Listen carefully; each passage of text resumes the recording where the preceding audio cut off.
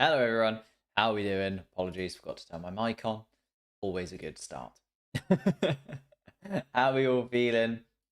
Are we ready and raring to go for another session in Brazil? It's felt like a very, very long weekend in Brazil. Don't know about you guys, but this is now the 6th stream that we've had for this weekend.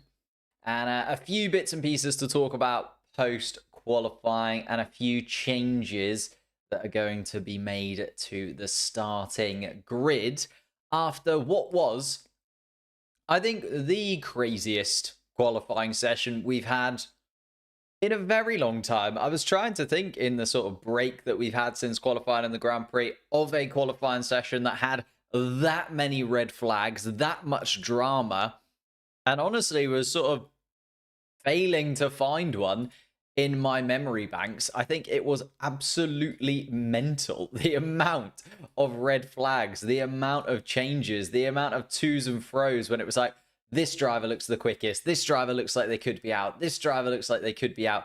It honestly was so up and down for almost everybody involved. I don't think anyone had a perfect qualifying session. And yet, we got to the point where it seems we are ready to race once more. And it's the classic sort of Formula One thing. Nothing seems to work 100%, but once we get to the race, we're there, it's happy, we're all going for it. A couple of things to address, and a couple of people already mentioning it in the chat. We look at the quali board as it was, sort of post qualifying. A few changes are going to be made. You can see Carlos Sainz has already dropped to the back of the pack. His Ferrari is going to have to start from the pit lane. I kind of pointed it out at the time because it was the rear end of the Ferrari that collided with the wall. I think ended up being quite a lot of damage to the gearbox, quite a lot of damage to the power unit, and various parts have had to have been changed on Carlos Sainz's car. So Carlos Sainz dropping all the way down to the back of the grid. And as I said, starting from the pit lane. On top of that, Alex Albon's car is looking unlikely to race. In fact, I think James Vowles has come out in the moments that I was sort of getting set up for the stream and discussed it. Here we go. Yeah. Both Aston Martin sustained crashes in qualifying. The team to repair and complete before the race. Valtteri Bottas's Sauber will start 10th ahead of Sergio Perez's Red Bull. Carlos Sainz's Ferrari will drop to the back of the pack and start from the pit lane, where Williams's Franco Colapinto repairs are done and should be good to race.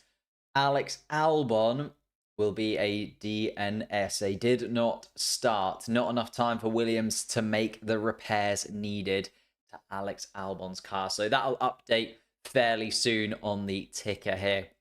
And Alex Albon will drop all the way from 7th to 20th. So everybody behind Alex Albon will get a jump up in position by a place, with Alex Albon being out. It was the heaviest shunt throughout the qualifying session was Alex Albon's towards the end.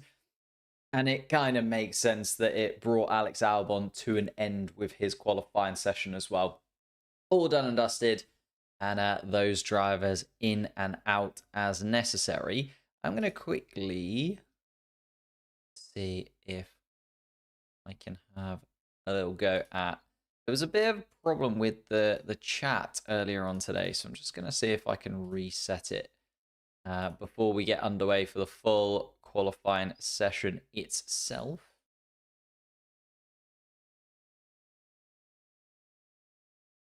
Let's see. Can Max Verstappen finish above P10? Oh, most certainly. You know, we've seen Mercedes cars come from the back of the pack in recent races. Ferrari cars the same.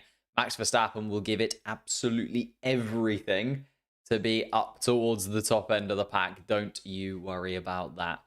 And I feel like this could be quite a close contest between Lando Norris and George Russell at the front. Oscar Piastri was really frustrated as well. So Piastri looking to make moves forwards, looking like he could kind of come into the fray a little bit. when it comes to battling for the championship positions. In terms of the championship, actually, should we have a little look at the... Where have I put it? This one? Nope. This one?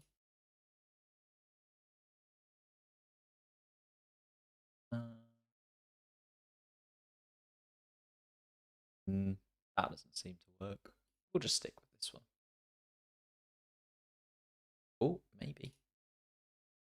Wow, that looks awful. I don't know what I've done there. I was trying to get both of the chats in the same place. But it doesn't look like it's doing that anyway.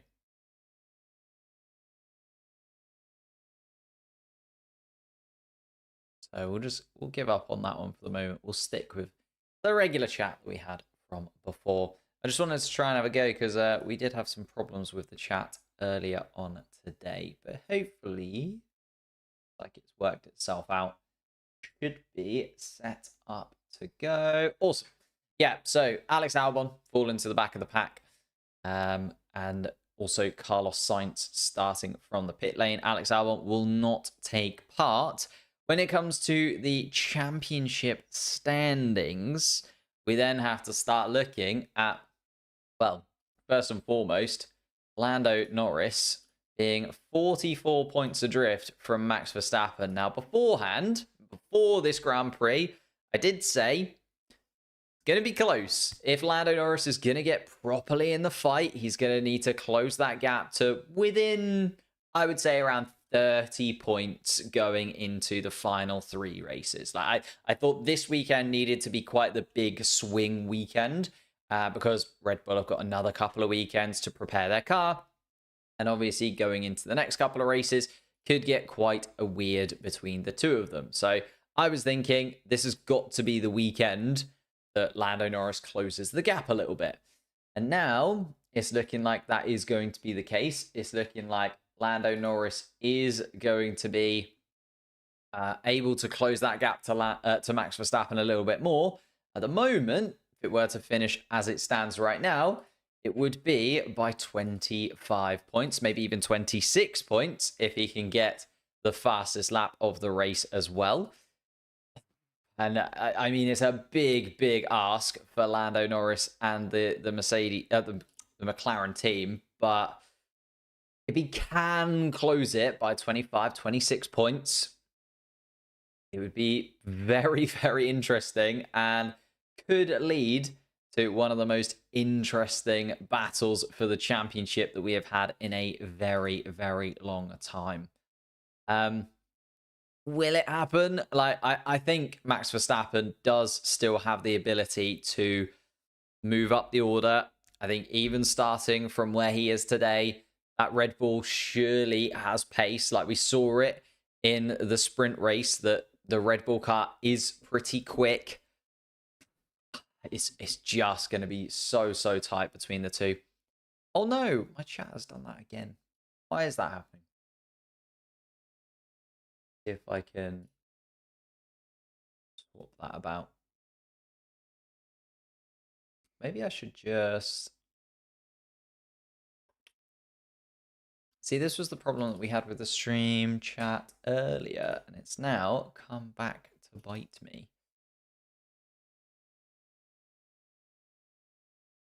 Taking the chat from the wrong place for the wrong stream. It's like the wrong way around. Well, that's really annoying. Okay, let me reset. This is why we go live a little bit early. We can fix these little things. Any news on Williams? Yeah, unfortunately, Alex Albon is going to be out of the Grand Prix after his crash in qualifying. So all done and dusted for Alex Albon's weekend, unfortunately. He's going to be out of it. Let me try this one.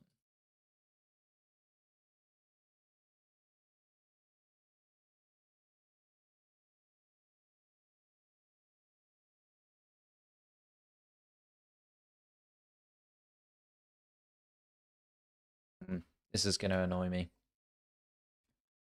Trying to fix it earlier on, but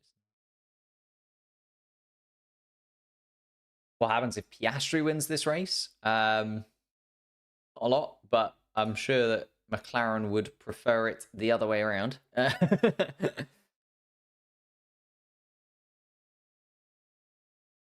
Albon really unlucky. Yeah, it felt like, well, he said afterwards it was a failure of some kind.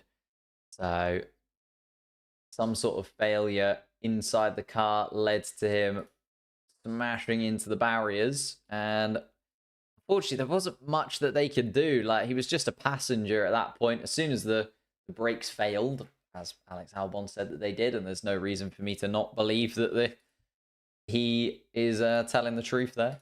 As soon as they did go into the barriers, it did feel like it was going to be a very, very tough weekend for the team to put that car back together again, especially because they were working on Colapinto's car too, so they had to separate the two sort of sides of the garage to try and fix either side. And then were they going to be able to? It was always going to be a really big ask for the team to get the car back together again, as I said, and it hasn't been able to do it.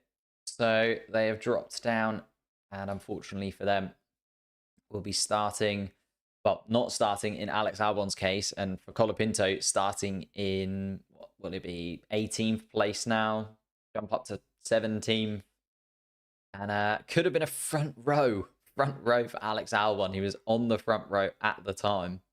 So, fortunately, done and dusted for Alex Albon this weekend. Apologies to the chat. I don't think I'm going to be able to fix. It's just going to be the wrong chat, the wrong way around. Is annoying. Let me set up the stream just there, though. Aston Martin should be there. So the Aston Martin should be okay and should be there to go at it. Starting from 9th and 10th, obviously. Will they be able to do much from there? The race pace in the Aston Martin car during the during the sprint qualifying and the sprint race was pretty dismal. So not sure that the Aston Martin's going to be able to do too much from there, honestly. But we'll see. You never know. Maybe, just maybe, they'll be able to do something a little bit special. We can get our predictions in if you want. Can see what they can do from there. See if I can fix this chat box.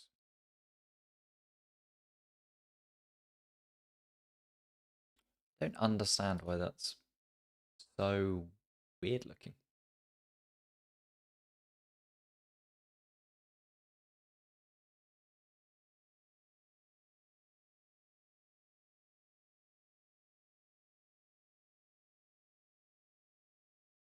Hang on. Let me see if I can fix this.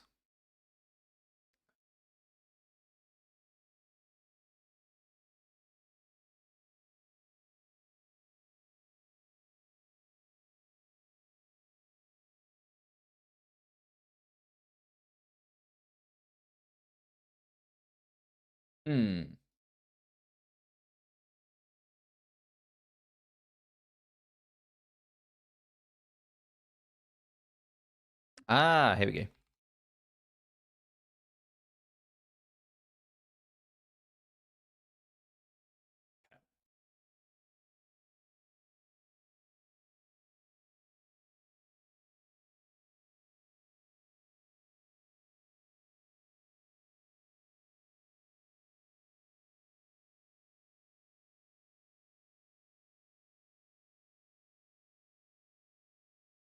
There we go. I fixed it? Maybe. We'll see. Oh, wait. I fixed it on one. I haven't fixed it on the other. Oh. Apologies. Just give me 1 sec. I will be there. Otherwise, it would just annoy me for the whole race. And then you'll be even more frustrated because I won't be paying attention. I'll just be like staring at the chat, being like, why is this not working?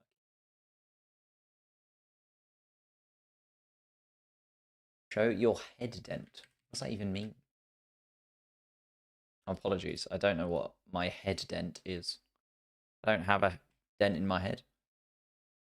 At least not to what I know. Is it like that thing? I don't think I have one. I've only been wearing the headphones for like 5 minutes. There you go. I think I did it. Are we happy with that? Okay. I think I've sorted the chat out.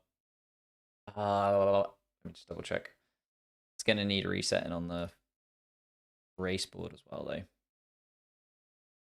Give me a moment, give me a moment.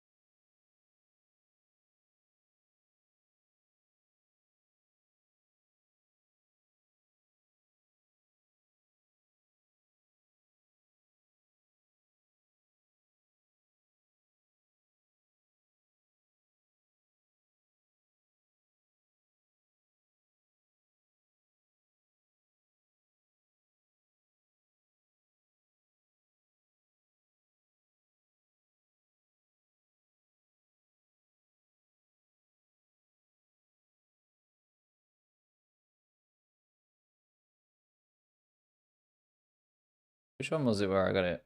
Right, this one?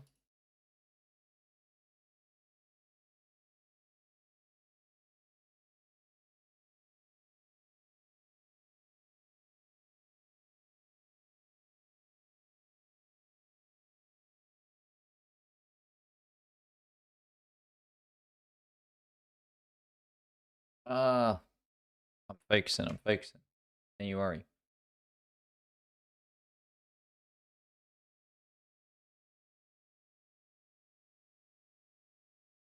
Now it's not coming up at all. Ah, that's so annoying. Okay. I'm gonna give up on this, I think.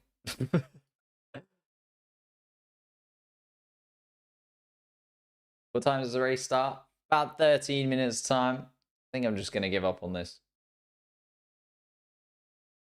And try and fix it at another time.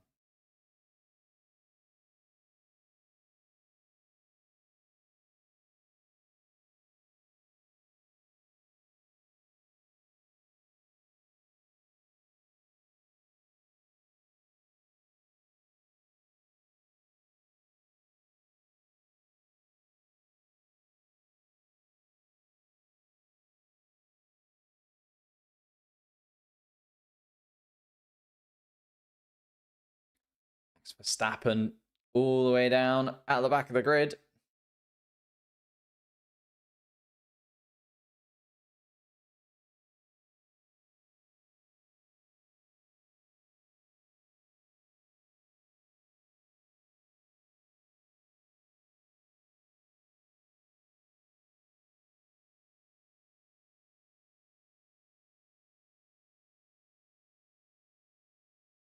There we go.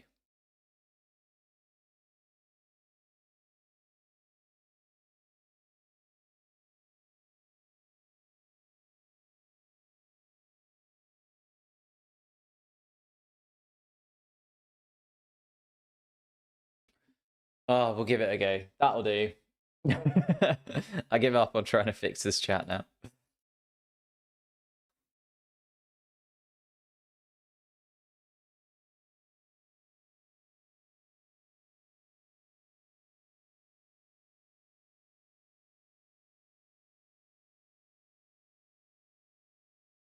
From España. Thank you very much. Appreciate it. Oh, that's the wrong one.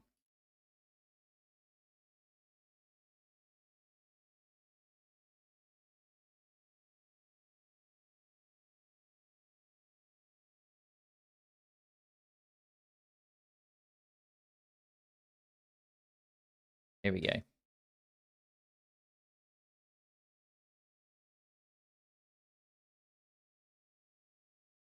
Max Verstappen looks absolutely livid still at this point in the weekend.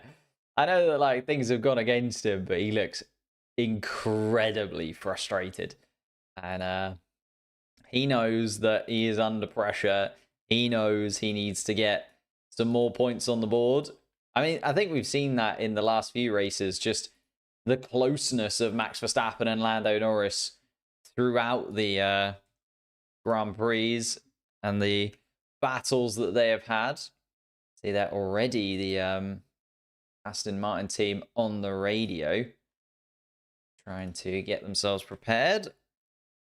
Right, we are a couple of boards away. That one. Apologies, I tried to fix this off stream, but otherwise it's just going to annoy me on stream.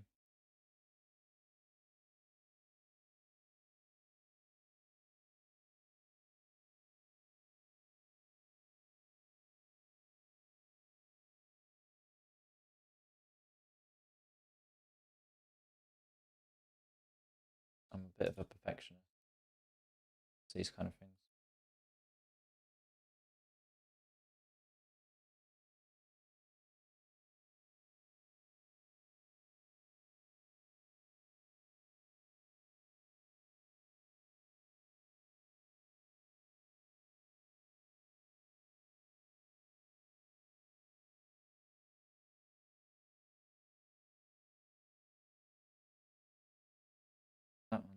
That one's okay. This one then, final one, race board. Da, da, da, da.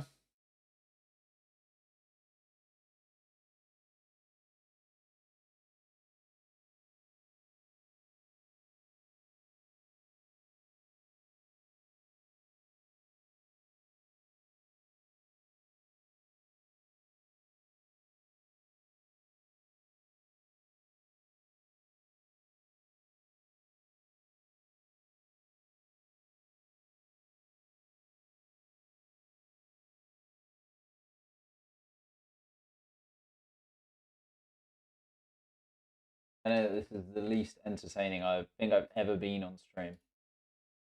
But I am nearly there. Trying to like speed run stream elements.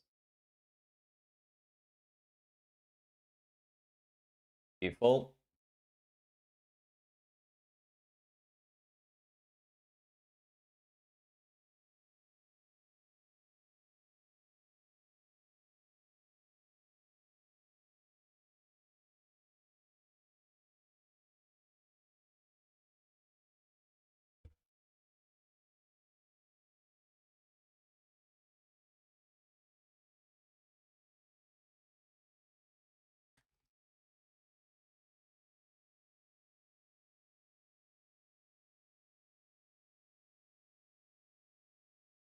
Here we go.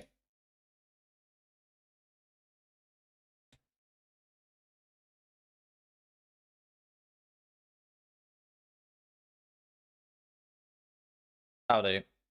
That'll do. That'll do. Giving up. Okay. How are we all doing? Brazilian gods through a hurricane.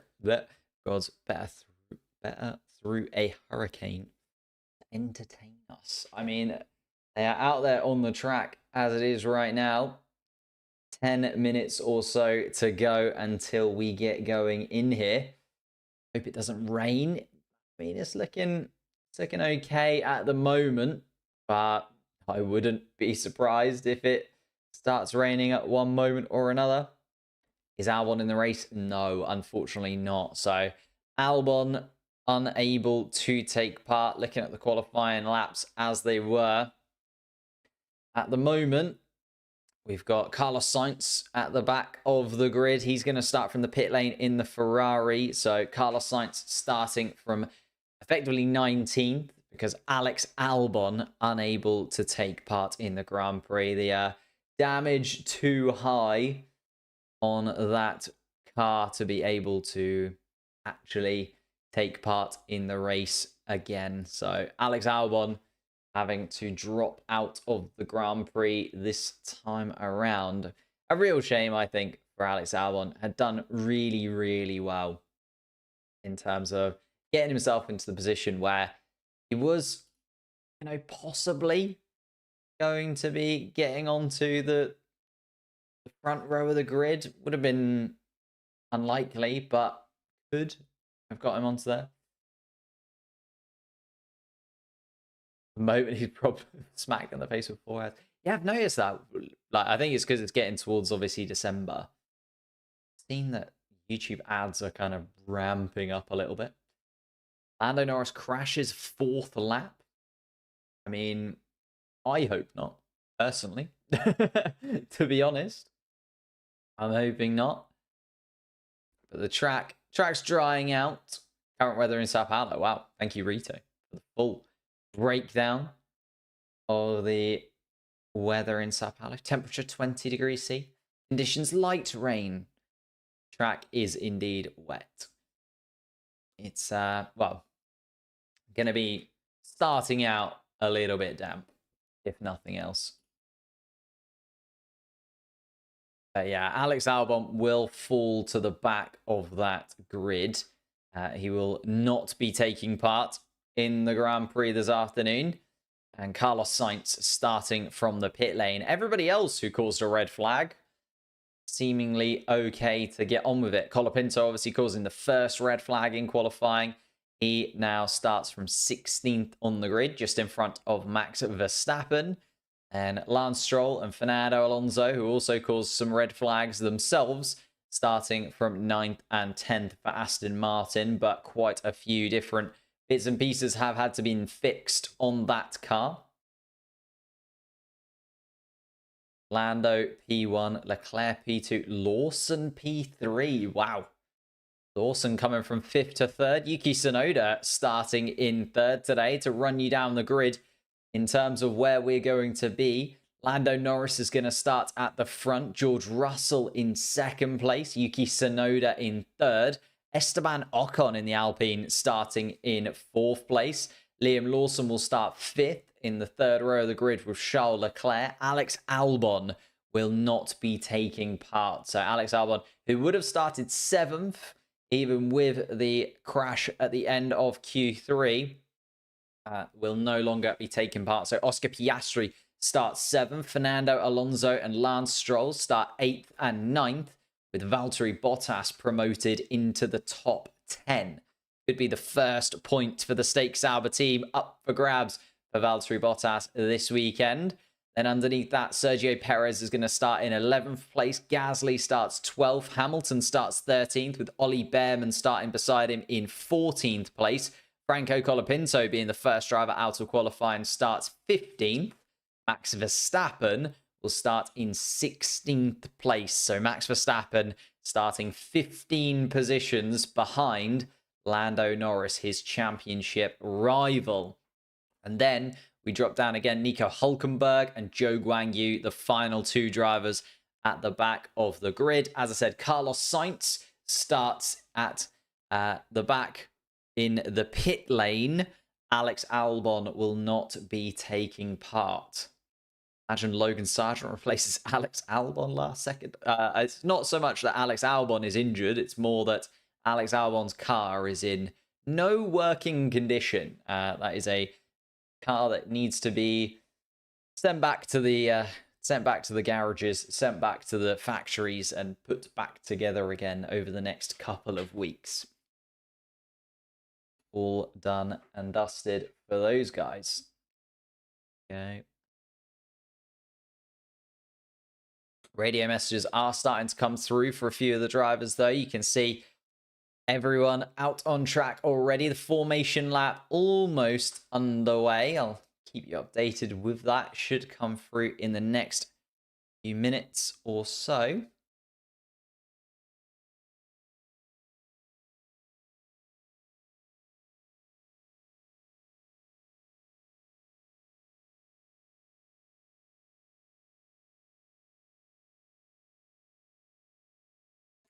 Albon's car is injured. Yeah, exactly. Albon's car, not the one. Not applicable. My top 3. Lando Norris. It's hard to look past Charles Leclerc in the Ferrari doing something. It's hard to look past Oscar Piastri doing something from there as well. I'd love an RB to be on there, though. Either a Sonoda or a Lawson. Don't really mind which one of them it is. Obviously, for Liam Lawson, it would be absolutely massive getting into that Red Bull seat next season. He can just show them this race and be like, look, I managed to get the car to this point here. So that would be very, very fun indeed. Obviously, you've also got the likes of George Russell in there. You know what? I'm going to go for Lando Norris win. Piastri or Leclerc in the mix. And then a Yuki Tsunoda on the podium. That would be very nice, wouldn't it? Yuki Tsunoda up to the top. Maybe third place for Yuki. That would be very, very fun. This is so rigged. I mean, I disagree. I think it was an interesting decision for the stewards, but I don't think they did it out of malice or anything like that. Why is Sainz starting from the pit lane? Purely because of damage to his car. So there's damage to Carlos Sainz's car, and that meant that he had to end up starting from the pit lane. And it's one of those things where they probably... No, I feel like that the amount of damage done to that Ferrari car, they couldn't actually start anywhere else other than the pit lane. It was one of those things. Oh! Have we seen Lance Stroll? Lance Stroll's made a mistake. On the formation lap, Lance Stroll is in the barriers down at turn 4. Remember, Charles Leclerc went out on the formation lap here in Interlagos. So here we go. Lance Stroll just completely loses it. Just locked the rear tyres in the braking zone. That car has been completely rebuilt by the Aston Martin team, and Lance Stroll has not done them any favours. Let's put it in the barriers down at turn 4. Is he going to be able to get that car going again? I'll move over to the more detailed race board for you, but Lance Stroll got it going again, tried to go through the gravel, and now is in the gravel. Wow, this is an absolute calamity from Lance Stroll here. It's going to be an aborted start, you would imagine, for Lance Stroll being beached in the gravel. And I feel like we're going to start seeing... Yeah, I think so. It's just going to be a delayed start procedure. I think they'll wait until that Aston Martin car has moved. Lance Stroll getting out of the Aston Martin. So Lance Stroll now will not start from 10th place. And Stroll in the gravel. Wow. Another formation lap maybe, just to be able to get the car out of the gravel.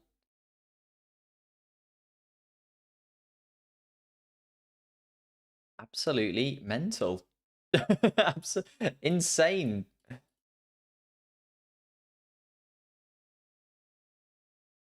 But yeah, there it is. Lance Stroll is out of the car. And they need to make a decision. I think the cars are going to have to go around again for another formation lap, surely.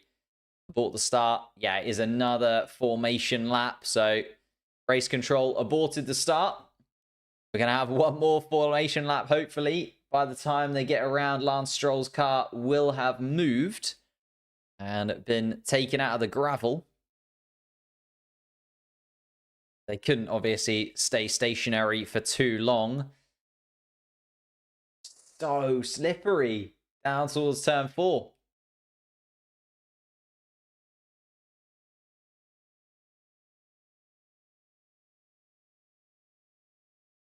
So Lance Stroll is there. There's Lando Norris coming past at turn 4. Lance Stroll's car is being hoisted up. It's whether or not Lance Stroll's car is going to be moved out of the way. Oh. Half of the field remained where they are. Colapinto and Valtteri Bottas stationary.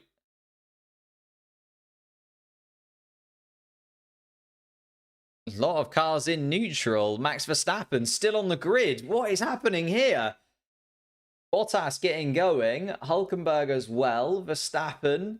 Oh, this is very, very complicated.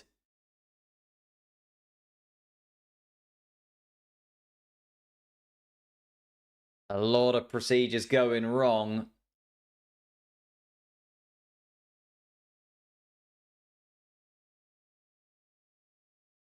There's a lot. Oh, so did Lando Norris go when he shouldn't have? Waiting for a green light.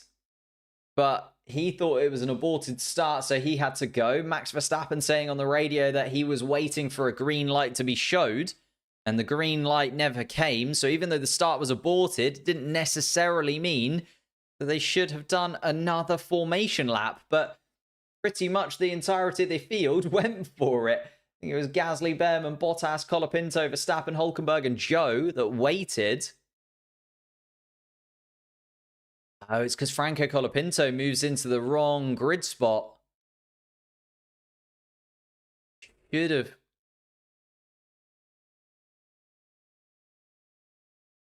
Yeah, he goes a bit further forward. Does Franco Colapinto? I think he moves into the wrong grid spot and then shuffles forward. Oh, it's all gotten a little bit complicated here in Sao Paulo. If it wasn't complicated enough, I think they are waiting now. I mean, Lando Norris and the front end of the field have gone all the way around. Colapinto, Verstappen, Hulkenberg, and Joe just making their way around the final corner. So I think they might abort the start here just because there's so much chaos going on.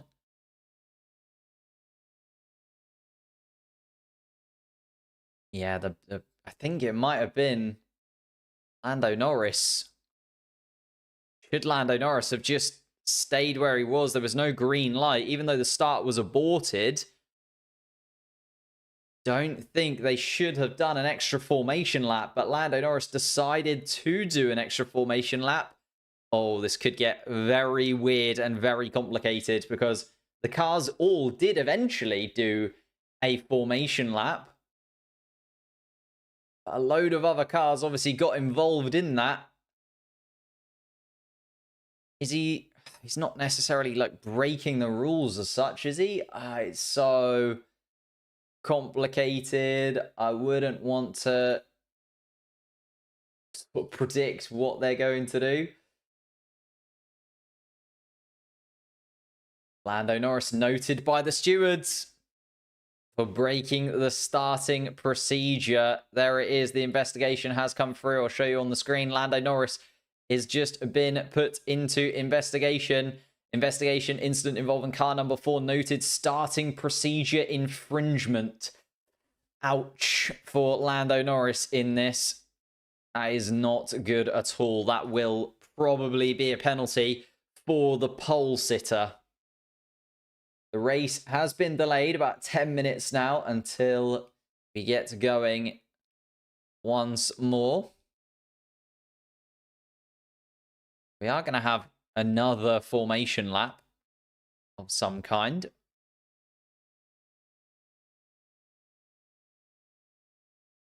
The thing is, like, who made that call for Lando Norris? Did Lando Norris go of his own volition?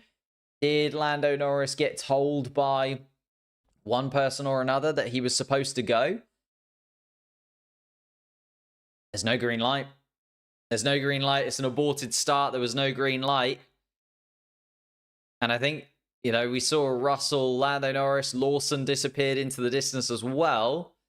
It was actually Esteban Ocon in the Alpine who stayed where he was for a moment. Ooh. The rest of the grid, obviously the teams coming back onto the Formula 1 grid, tyre blankets back on the cars.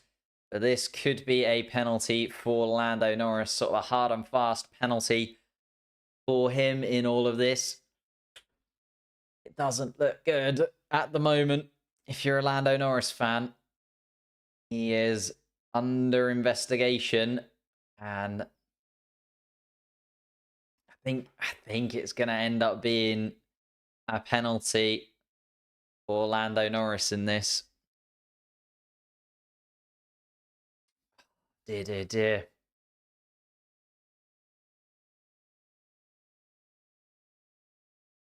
It's hard to because obviously Lando Norris was probably following instructions from the rest from his own team. You'd like to think, but maybe it's an odd one. It's an odd one.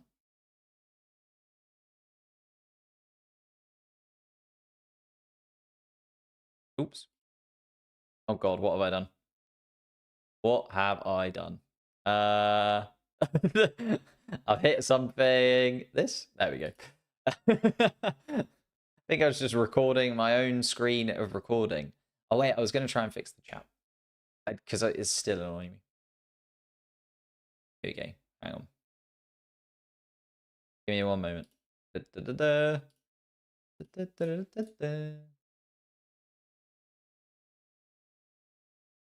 The problem is that Lando's, because he's the first car out on track, he will be the driver that is kind of dictating to everybody else what's happening. And I think the grid and the Formula One officials will see it as a Lando Norris problem. And that's where things get a little bit awkward if you are Lando Norris in all of this.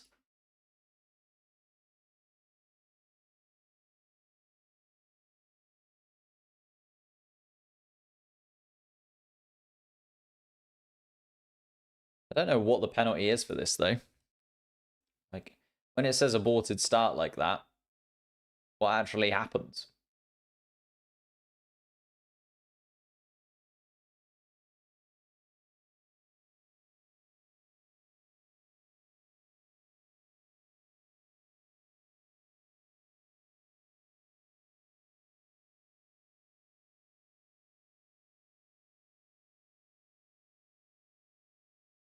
Oh, is it a jump start? That's a good point. They could treat it as a jumped start because they are technically, jumping past the procedure. But I mean, it's an infringement.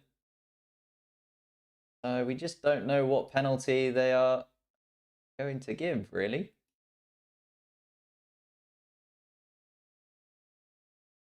I mean, other drivers did then follow him is the other thing as well. So it's not like Lando Norris was the only one to have this problem. Lando Norris was the first one that went, but George Russell followed. So did Tsunoda, Lawson eventually too. So we did eventually see pretty much the entire grid follow him. Well, did see the entire grid follow him around eventually.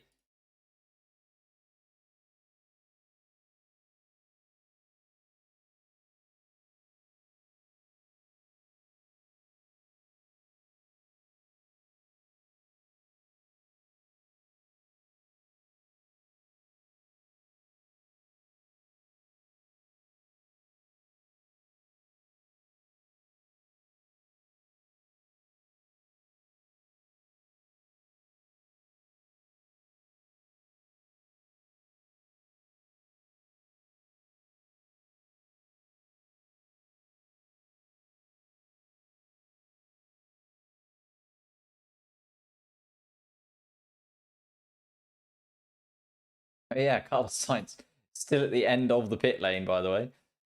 So Carlos Sainz sort of looking at all of this going, what on earth is happening, lads?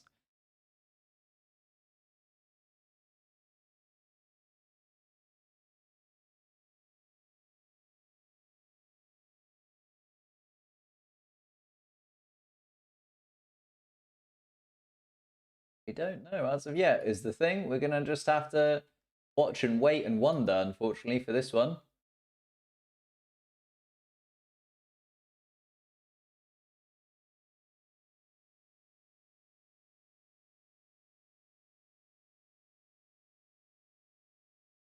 It is odd, isn't it? Formula One is such an odd sport. It just makes no sense a lot of the time.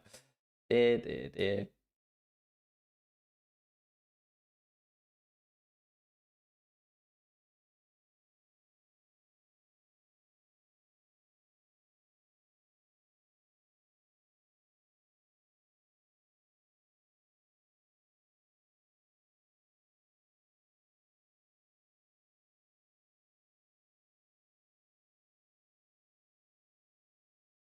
Ooh, wow. That is a good stat. Max Verstappen will lead the championship and break Michael Schumacher's record for being the lead driver of the championship for the longest period of time. That is a good little stat. There we go. We fixed the chat. Better? Worse? Not sure.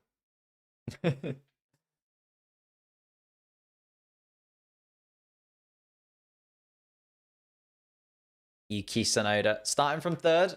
Still starting from third at this. What are we waiting for? It's an aborted start. So they had to move Lance Stroll's car, but then they also decided to abort the start for sure. Bottas on for points, most certainly. Another car in front of him disappears. Bottas now effectively running in ninth. In ninth place because Albon and Stroll in front of him drop out. That does mean Max Verstappen moves a position closer to Lando Norris in all of this, a position closer to the points. We are seeing the teams taking the tyre blankets off of the cars. We are finally going to get back underway again here in Interlagos. A large delay, but we're now back and running once again. We're now at the start time. Should be getting underway, well, now, really. The drivers and mechanics ready to go. All the teams moving to the side of the grid. Everybody just collecting up the tyre blankets and wheel covers on the grid. Lando Norris yet to know what that penalty is going to be, by the way. It's the investigation still underway for Lando Norris. See if there's any incident involving car number 4 under investigation, starting procedure infringement. Unfortunately, Lando Norris just still under investigation at this time. So no movement from that in terms of the stewards. So we don't know if Lando Norris is going to pick up a penalty here. But we do have another formation lap. Had a few now. Another formation lap incoming. And here we are then, getting underway once again. Max Verstappen crawling along, to be said.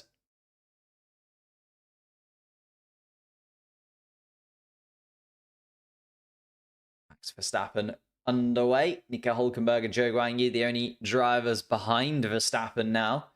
Colapinto just ahead of him. Obviously, Albon and Stroll now out of this Grand Prix. Lance Stroll with a spin at turn 4. Alex Albon with a spin at turn 1 during qualifying. Carlos Sainz will be starting from the pit lane.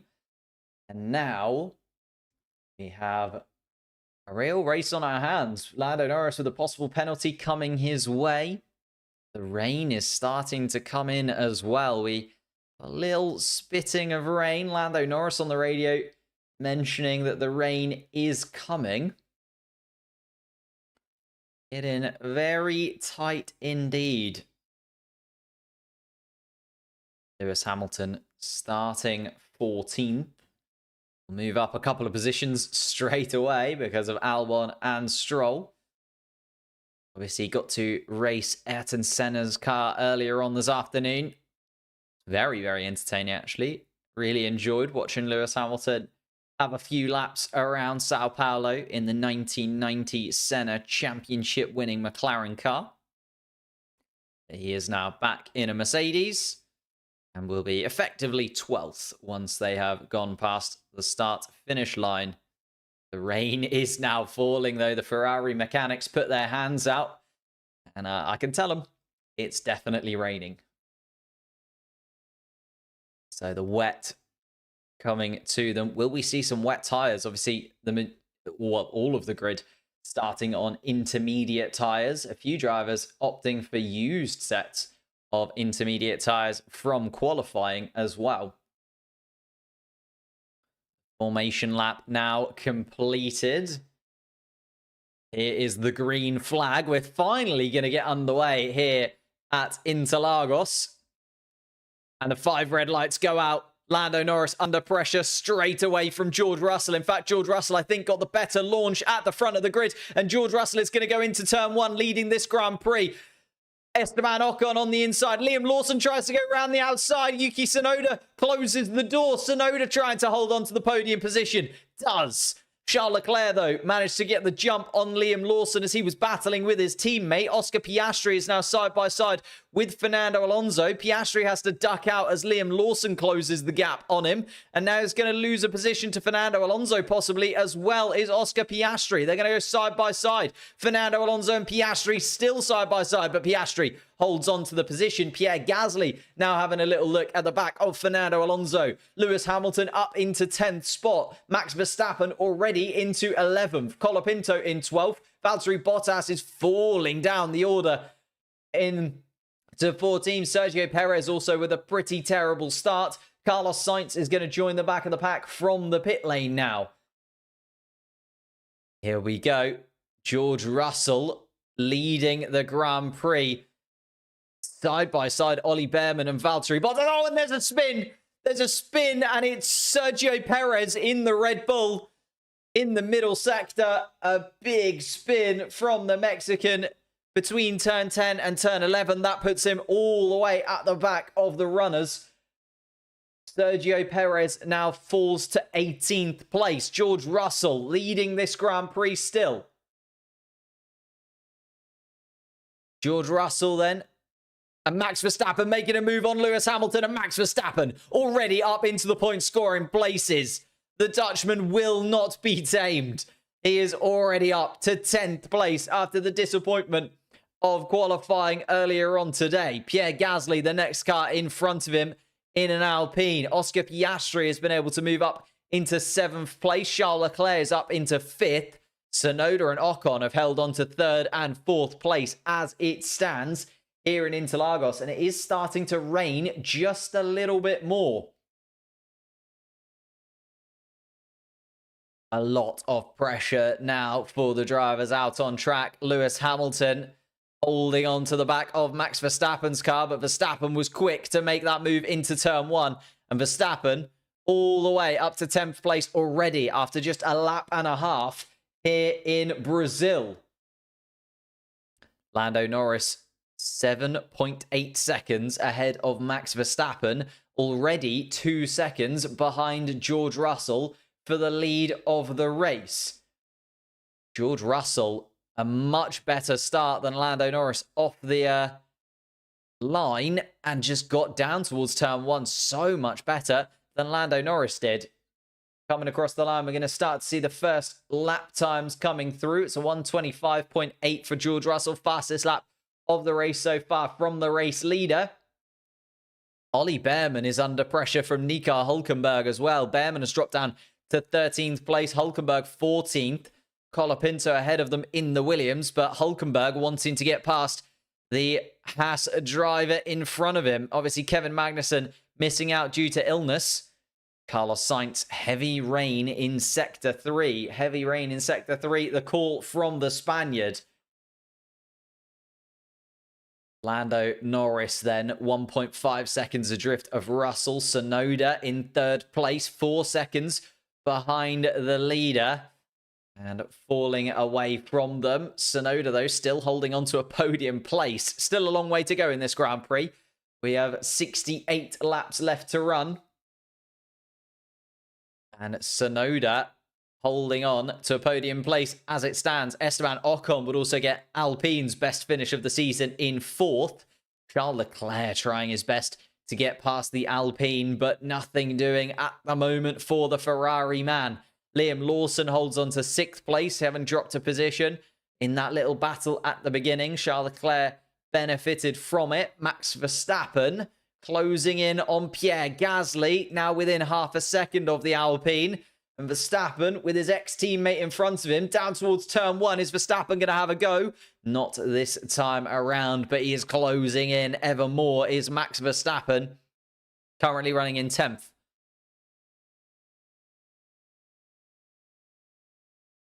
Max Verstappen being told on the radio that the increased rain intensity should only last around 2 to 3 minutes. Only around 2 to 3 minutes. Verstappen still trapped behind the Alpine of Gasly. Thought he was going to try and make a move down towards turn 1. Opted against it. But Verstappen now even closer to the rear wing of the Frenchman. And then in front, you can see Fernando Alonso also within touching distance of the Dutchman. Oscar Piastri fighting with Liam Lawson. Yellow flag in sector 2. Not sure what that was for. Couldn't quite see, but green flags waved once again.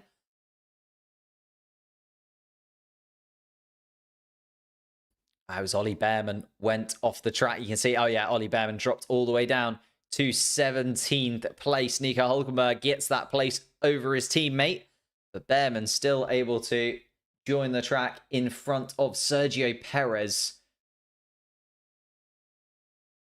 And here we go. Max Verstappen, it is going to be this time around. He's going to make the move on Pierre Gasly down towards turn 1. Makes it look simple. Max Verstappen up to 9th place.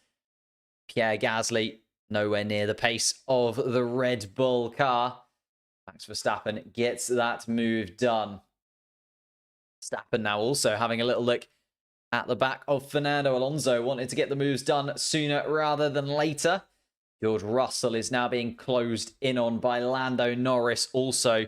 After a really good start, put George Russell up into P1.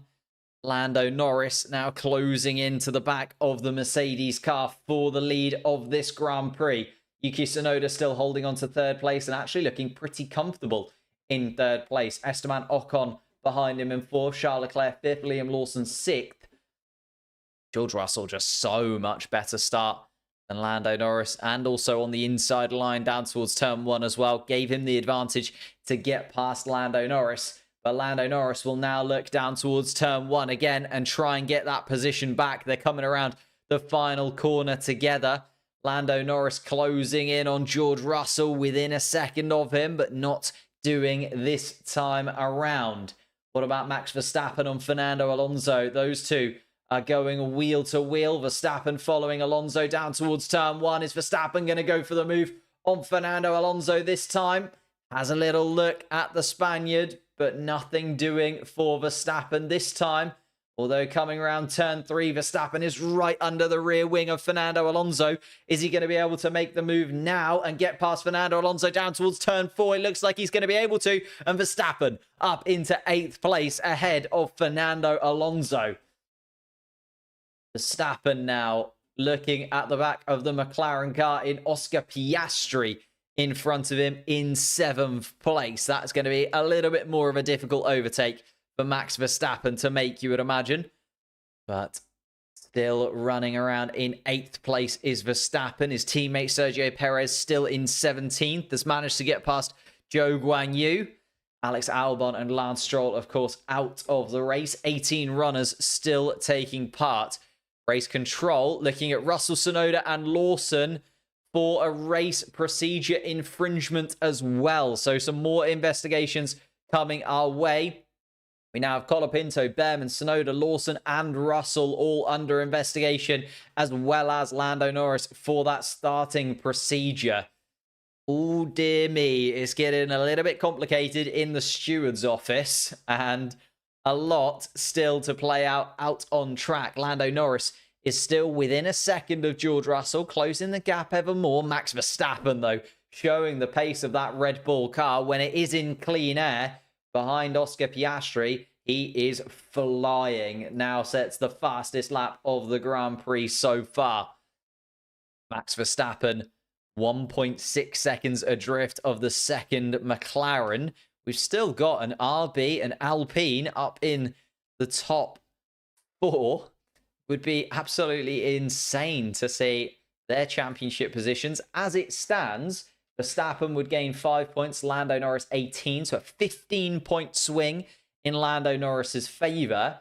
I think the more interesting thing is the Alpine team gaining 13 points, jumping up to 29. We'd have RB gaining 23 points. You think Haas have had a good couple of races. That's a hell of a swing for the RB team.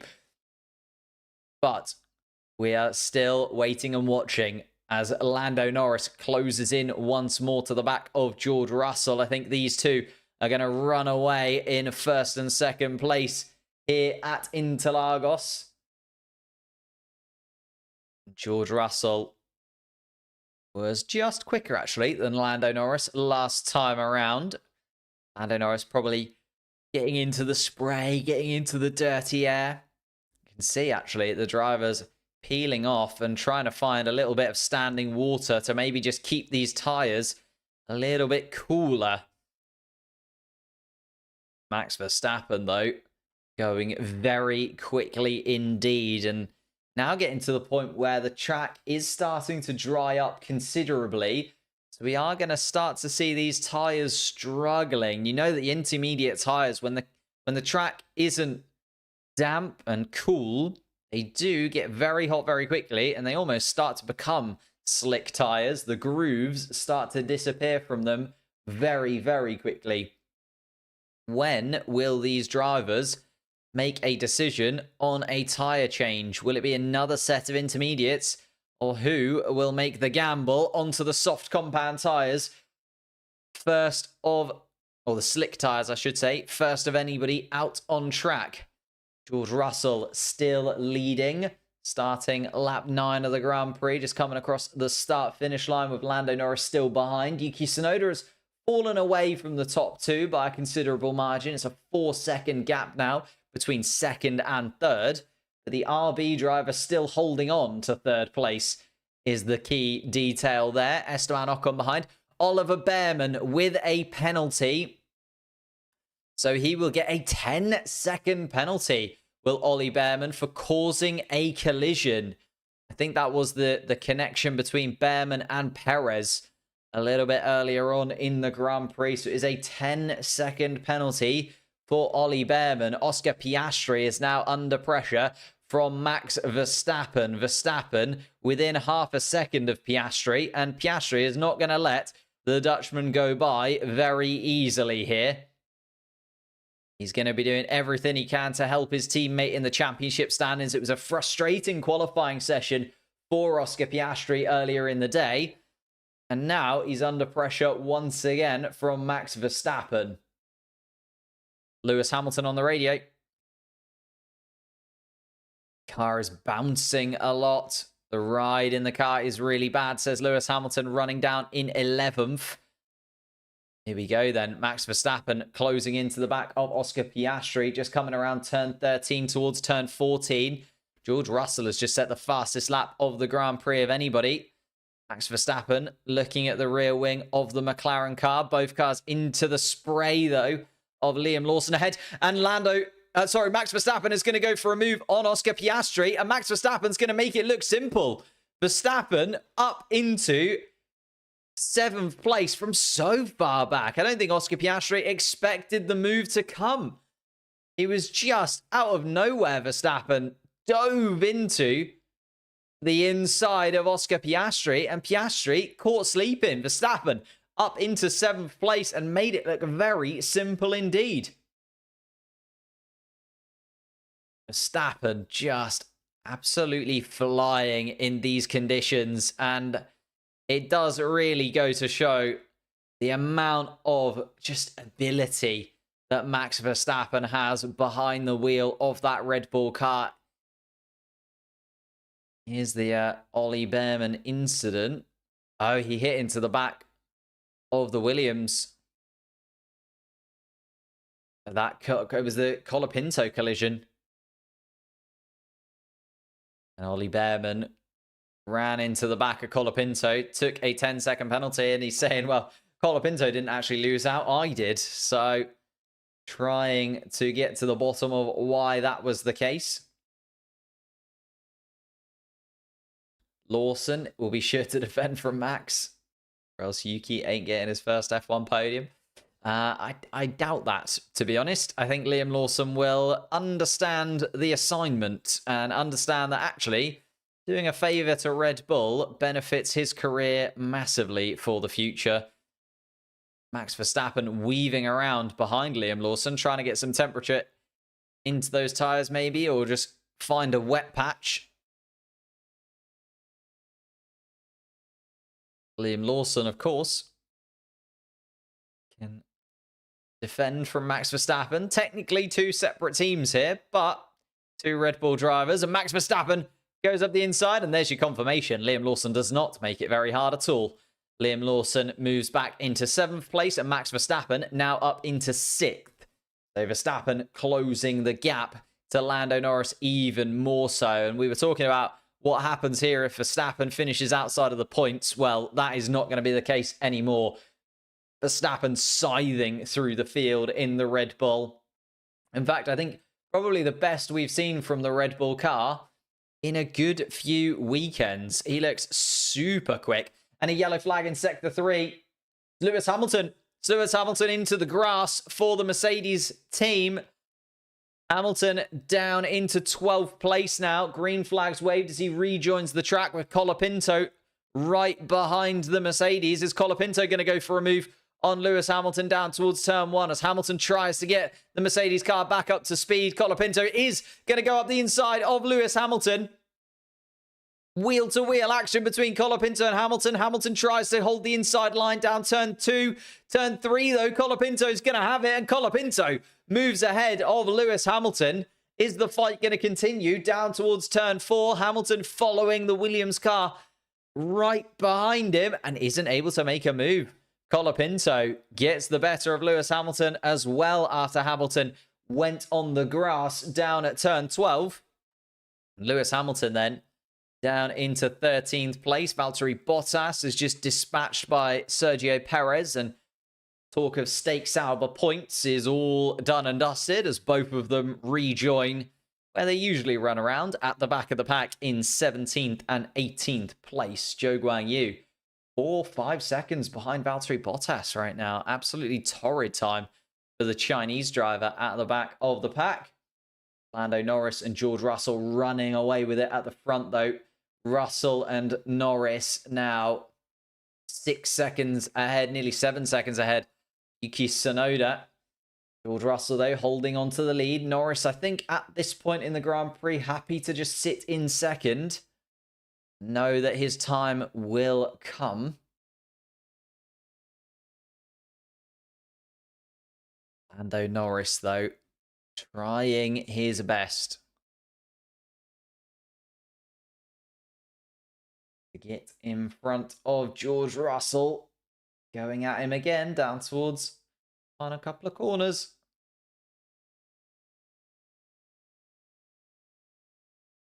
Wow.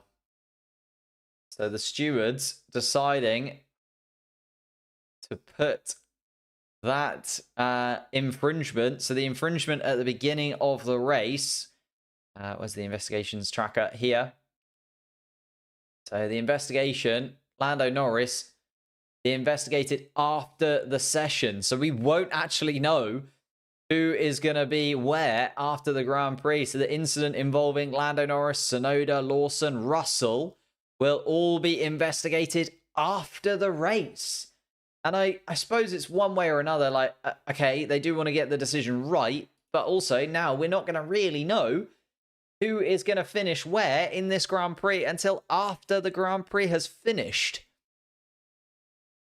Lando Norris could end up with a penalty. What could that penalty be? Is it a 5-second penalty? A 10-second penalty? Same with Russell, Tsunoda, and Lawson. They could all end up picking up a penalty. Suddenly, Esteban Ocon could be leading this Grand Prix if he stays within a certain distance of the top two. It's not sure about that one from the stewards. I understand that they want to get the decision right, but doing it in this fashion, I'm not so sure about. Sergio Perez, we're on board with the Mexican once again after a spin earlier on in the race. He's trying to make his way past Ollie Behrman. Oh, and I think Nearly rubs wheels with Ollie Behrman. I'm not sure if they even touched. Very close between Ollie Behrman and Sergio Perez. Max Verstappen closing in on the back of Charles Leclerc. We've now got a little bit of a train behind Yuki Tsunoda. Tsunoda, Ocon, Leclerc and Verstappen. Those four grouped together quite comfortably. Lawson and Piastri behind. Piastri still hasn't been able to get past Liam Lawson in this battle. Piastri really seeming to struggle when it comes to race pace in that McLaren car in these conditions. Was so quick during the sprint. Not able to do it this time around, though. Oscar Piastri now running around in 8th place. Lando Norris was 3.5 tenths of a second quicker than Verstappen last time around. Those two are running away. Russell and Norris now eking out a considerable lead over the rest of the pack. 7.5 seconds, the gap between Norris and Tsunoda. Still Esteban Ocon in 4th place. Charles Leclerc 5th. Max Verstappen 6th. Liam Lawson in 7th place. Oscar Piastri in 8th place. Fernando Alonso 9th. Pierre Gasly running in 10th.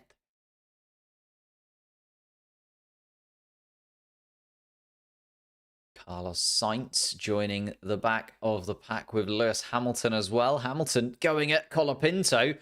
And Colapinto holding on to it. Hamilton now clearly frustrated inside of that Mercedes car.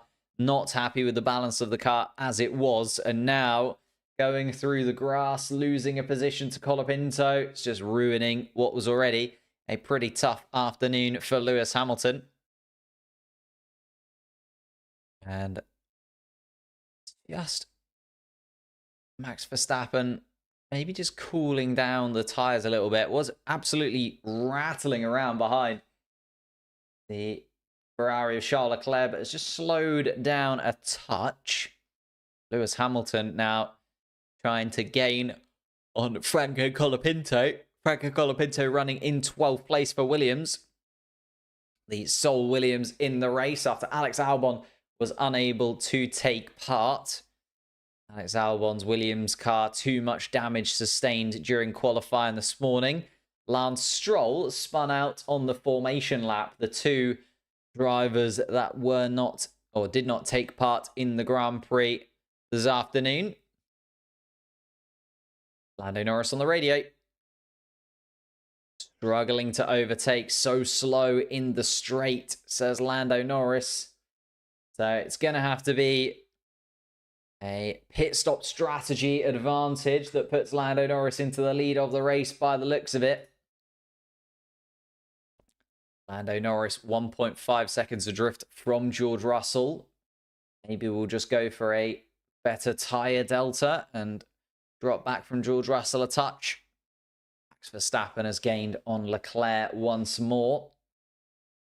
Tsunoda has run away a little bit from Esteban Ocon. Ocon now outside of that 1 second margin. Of course, no DRS because we are still under wet weather conditions. Still intermediate tyres for the entire field. Nobody has decided to try and go for those slick tyres at any point. I don't know what's happened to Zhou Guanyu in all of this as well. He's 10 seconds behind his teammate after just 17 laps of racing. And Alonso being told on the radio that rain is to be expected in about 15 minutes time. And this is where the gambles start to come, isn't it? Do you wait it out? Do you swap onto another set of intermediate tyres? Or is it going to be enough rain for full wets? Still a lot of strategy decisions yet to play out in this one. Why not full wets? Because at the moment it's not raining. In fact, we've got cars running wide on various parts of the track and looking for damp patches to cool their intermediate tyres down. It's moving closer and closer to slick tyre running. Unfortunately, no gap for that to happen, especially if there is rain expected to come in a moment. Stewards, though, are leaving that decision about that infringement at the start from Lando Norris, George Russell, Liam Lawson and Yuki Tsunoda until after the Grand Prix. Yuki Tsunoda now 8.5 seconds, nearly 9 seconds behind Lando Norris. It's looking like these two are going to be the runaway two in this battle for the victory. Yuki Tsunoda being the cork in the bottle here. Esteban Ocon can't get past Yuki Tsunoda, but is close enough that he's holding Charles Leclerc and Max Verstappen at bay. So the Ferrari and the Red Bull stuck. And Hulkenberg staying on the radio, getting very slippery with these worn tyres. The intermediate tyres do sort of slowly become slick tyres over time. They wear down, the grooves open out, and you end up with, instead of intermediate tyres, effectively a terrible set of slick tyres on your car. And I think Hulkenberg is sort of asking about that. Is there a possibility of swapping onto some intermediate tyres, a fresh set of intermediate tyres, or how long are we going to have to run? Hulkenberg running around in 11th place at the moment, so well within contention for a point scoring position, just 2 seconds off the back of Fernando Alonso. George Russell still under pressure from Lando Norris, and Lando Norris kind of yo-yoing behind George Russell. He gets closer, drops further back, gets closer again. It's the to and fro of Lando Norris and George Russell here. Lando Norris just coming around. 0.7 seconds behind the Mercedes car. Down from 1.5 seconds. No DRS enabled at the moment, no.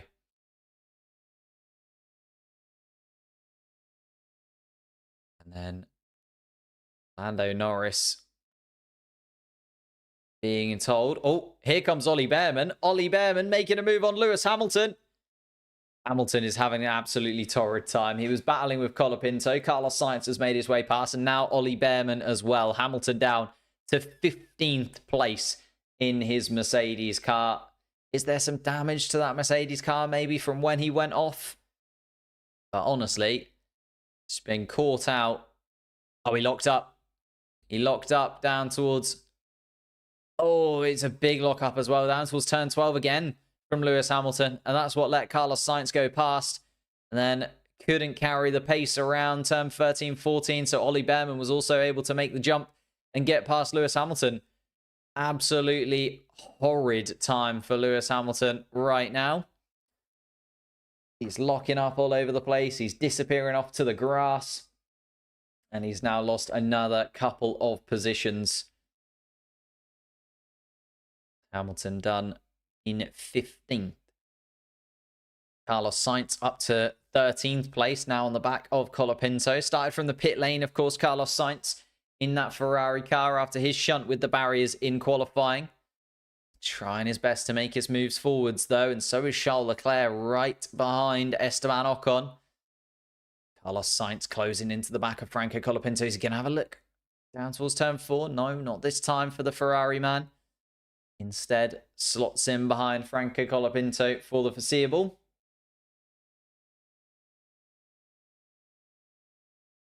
Lewis Hamilton on the radio. And complaining about the car. Not drivable, locking up, bouncing everywhere. It does feel like Lewis Hamilton is having one of the worst races that he's had in a very, very long time. Although we've been saying that quite a few times this season and last season as well at Mercedes. It really has been a tough few years. Lewis Hamilton looking at the Ferrari of Carlos Sainz disappearing off into the distance and maybe thinking, thank goodness I am in that red car next year. Carlos Sainz catching up to the back of Franco Colapinto. The problem is once Sainz does get past Colapinto, if Sainz gets past Colapinto, then an 8-second gap to Nico Hulkenberg in 12. So it's still a long way to go for the point scoring places for the Ferrari of Carlos Sainz. Has a little look down towards turn 1, but not able to get past this time around. This is the thing. Are people now going to gamble on the slick tyres? It's starting to look pretty dry down the racing line. A lot of cars dipping into the wet parts of the track to try and cool the intermediate tyres down at this point. Nico Hulkenberg was on the radio a couple of laps ago complaining that there's just no grip left on these intermediates. And Lando Norris is still running around in second place, still leading. And I think Lando Norris is just falling back again. Told over the radio that they need to hold on to these tyres because they do think that there is more laps to come where there's going to be rain. Max Verstappen is going to have a go at Charles Leclerc finally. They're going to go wheel to wheel down towards turn 1. Max Verstappen around the outside of turn 1. He's going to have the inside line going through turn 2. No. Charles Leclerc closes the door and has just enough of that Ferrari car ahead that Max Verstappen has to yield. Charles Leclerc, knowing Max Verstappen wanted to go around the outside there, closing the door. Very nicely done between Charles Leclerc and Max Verstappen. And now Charles Leclerc. Max is going to go for it again, though, through the middle sector. Is Max going to have a go down towards turn 6, sorry? No. Just about. Charles Leclerc holds him off, and I think Max Verstappen just trying to catch Carlos Sainz. Charles Leclerc out of it. Max Verstappen on the radio, not very happy about it. Wanting to get... Oh, Carlos Sainz. Carlos Sainz made a mistake. Carlos Sainz has dropped back behind Ollie Behrman and Lewis Hamilton.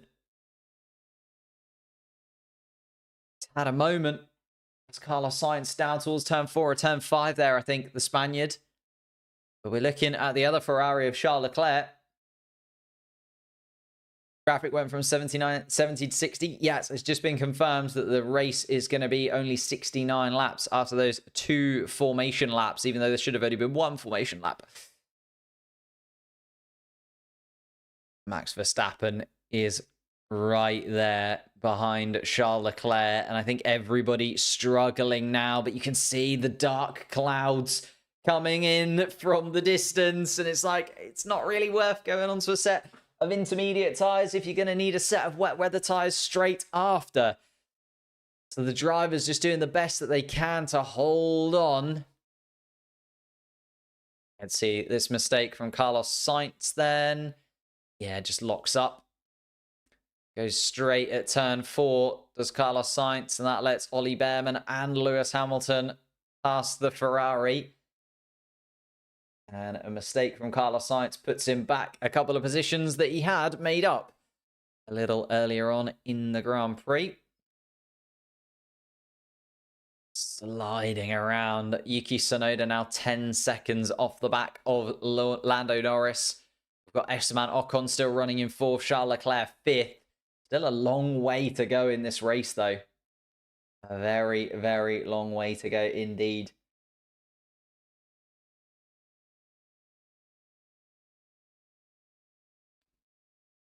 Yuki Tsunoda still leading this pack of 4. Max Verstappen, though, trying to go again. Verstappen holds off on fighting with Charles Leclerc. Leclerc was having a little look at Esteban Ocon in that moment as well. But the pack of 4, Tsunoda, Ocon, Leclerc, Verstappen, still running around all together. Liam Lawson has actually dropped 4.5 seconds back from that pack of 4. Oscar Piastri still stuck behind Liam Lawson, and maybe also just having that issue that Lando Norris is having, where the McLaren car just doesn't seem to have enough in a straight line to make those overtakes happen.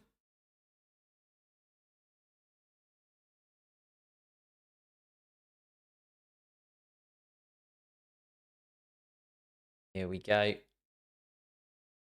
I mean, Carlos Sainz, Sergio Perez just being talked about here as sort of guinea pigs for Red Bull and Ferrari.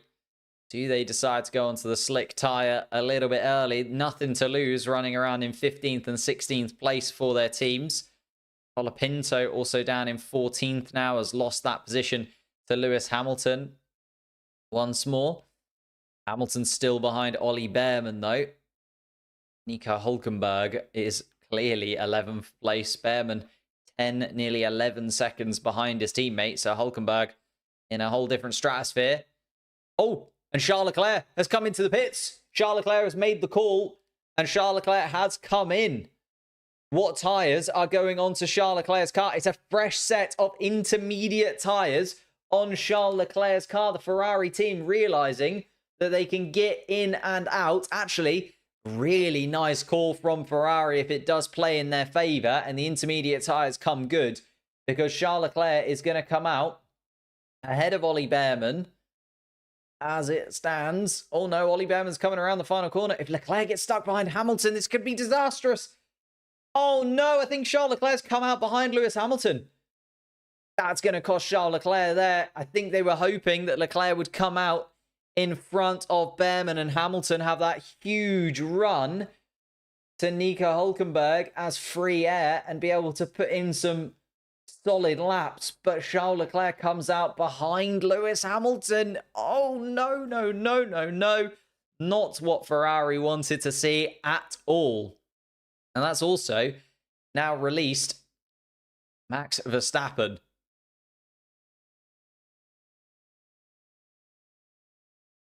Lando Norris on the radio asking if he can box. But the McLaren team saying that they'd like to stay out a little bit longer just because they'll come out in lots of traffic. Lando Norris there. Let's look 20 seconds back from the race leaders. Yeah, they would come out in and around Gasly, Alonso. And the RB of Liam Lawson has made a mistake. Liam Lawson's gone. Oh, it's so painful for Liam Lawson. He was running at the front of that pack and now is going to rejoin behind Fernando Alonso. Just a tiny error from Liam Lawson. Nico Hulkenberg has decided to pit from 11th place. Also kind of had nothing to lose there. So Nico Hulkenberg pitting and coming back out again. At the back of the pack behind Valtteri Bottas, but with a huge amount of space once again for Nico Hulkenberg. So those cars that can pit and come out in free air are starting to try and make that gamble. Charles Leclerc, the wrong side of that gamble, unfortunately for him. Yuki Tsunoda now leads Ocon and Verstappen after Leclerc pitted. Lando Norris still keeping Russell within touching distance, but not able to go for it. Lando Norris wanting to pit, but that 20-second margin just isn't quite there. They need to get a little bit further along, and then they'll come out in front of Pierre Gasly. The rain is on its way as well, though. Oh, yeah, the rain is coming down. George Russell's in the trickiest position, though, because he knows that he knows that Lando Norris is there. Oh, it was a collision between Piastri and Lawson. So possibly Lawson caught out by Piastri.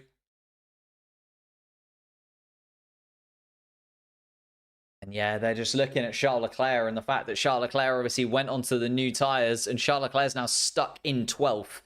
So they're better to stay out. Yellow flag in sector 1. It's Nico Hulkenberg. Nico Hulkenberg at the first corner. Has he stopped? He's not moving. The car's beached. It doesn't look like he's going to be able to go again. Is there going to be a safety car or even a red flag here? There needs to be something. The virtual safety car is not called as of yet. Neither is the safety car. We're still racing with Nico Hulkenberg completely beached at turn 1. Into the yellow flag zone they go. Russell and Norris start lap 28 of this Grand Prix. Nico Hulkenberg still beached on the outside of the track. And there's the call, virtual safety car. Virtual safety car. Who has gone past the entrance of the pit lane? It's Oscar Piastri, I think, is going to be the first driver that is able to pit. And Piastri's coming in. Piastri comes into the pits. Virtual safety car is on. And everybody now surely will stop. Piastri in. Alonso in. Lawson continues. Behrman also coming into the pits. Hamilton coming in. Charles Leclerc stays out on those fresh tyres. This is going to play into everybody who's able to pit's favour. Piastri is going to be the biggest winner from this. Piastri coming out of the pit exit. There's Charles Leclerc in front of him. Piastri has gained on Leclerc substantially. through that virtual safety car pit stop. Sergio Perez also into the pits for Red Bull. Colapinto and Joe just coming around as well. Russell and Norris still running around turn 10 and turn 11. Will they be able to get into the pits whilst still under virtual safety car conditions? That is the question. Nico Hulkenberg's car is still there at turn 1. Oh! And Nico Hulkenberg's got back going again. Is the virtual safety car going to end? Virtual safety car's ending. And are they both coming in? I think Norris was already into the pit lane before. Oh, this is going to play against those two leading the race. Ocon, Tsunoda and Verstappen then. Back to full racing speed. Are they going to pit? No. Ocon, Tsunoda. Tsunoda comes in. Ocon stays out. Verstappen stays out. This has played massively into Ocon and Verstappen's favour. The virtual safety car ending just as the two race leaders came into the pits. In fact, they might come out behind Pierre Gasly in all of this. Pierre Gasly has continued on. Tsunoda has come in. Lawson, I think, is pitting again by the looks of things. They're going to come out in 4th and 5th. Pierre Gasly released then into 3rd place. And the conditions are changing heavily. Wow. Wow, wow, wow.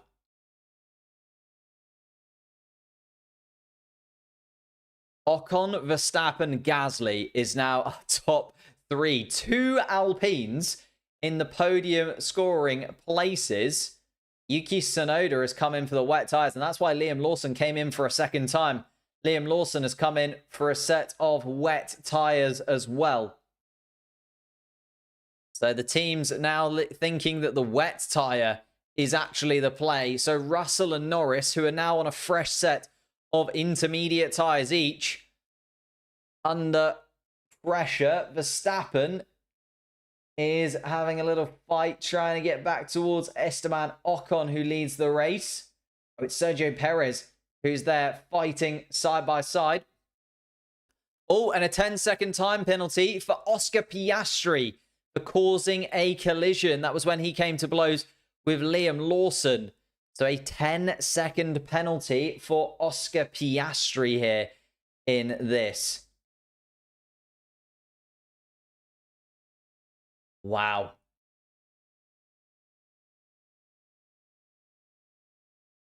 And it is getting harder and harder. The rain is continuing to fall.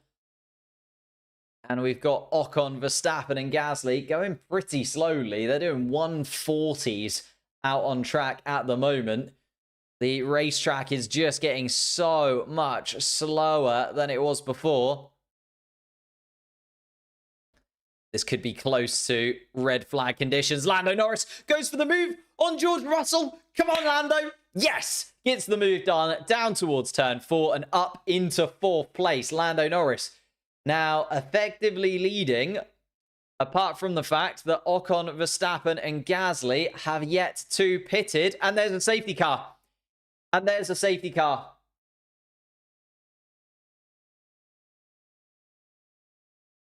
So the safety car has dropped 12 seconds, the gap between Ocon and Norris. Will the Alpines and Verstappen finally make the move? Joe Guan Yu is also in the mix there. He's being lapped at this moment in time. Nico Hulkenberg also a couple of laps down, causing the race leaders a little bit of a headache. But it is a safety car. Esteban Ocon leading the race. Driven exceptionally well as Esteban Ocon, and the Alpine team seem to have got it spot on in terms of their strategy as well. Is he going to come in? No. Ocon stays out. So the safety car is going to pick up Esteban Ocon as the race leader.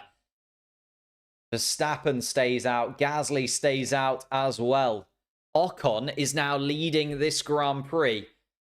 Verstappen in 2nd place, Gasly in 3rd.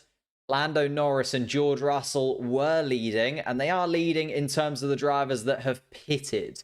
So everybody has pitted at least once, other than the front three, and Valtteri Bottas has yet to have pitted as well. Ooh. Liam Lawson actually butted wheels with Lewis Hamilton in there, with Lawson getting back up into the point scoring places. But the safety car has now picked up Esteban Ocon. And Ocon is being told that the rain will decrease in 1 to 2 minutes' time. Esteban Ocon has been on an absolute flyer in this Grand Prix so far. Thank you guys so much for joining whilst we're under the safety car conditions. Maybe you could hit that like button. It really does help out the stream massively.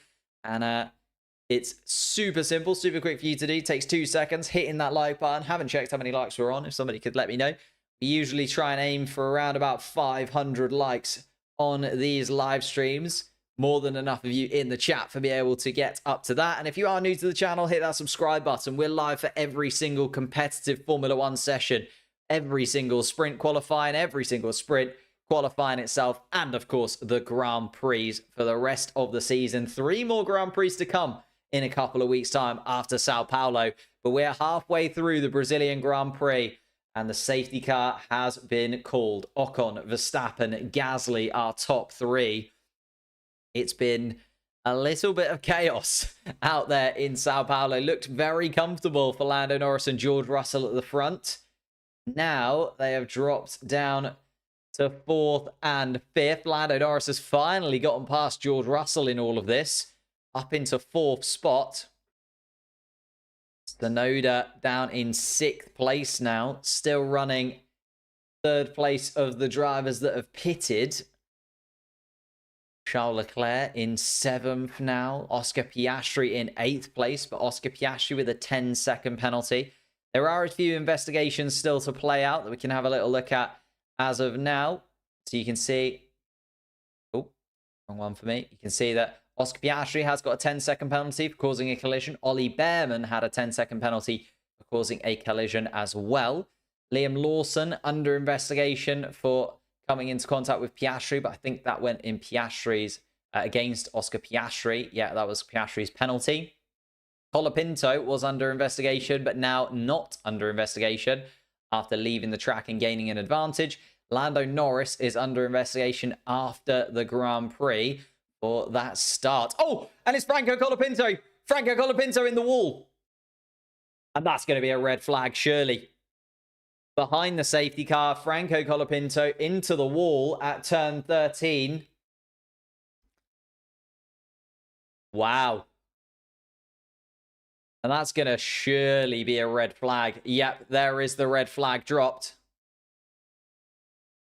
So now they're going to be able to change tyres under the red flag conditions.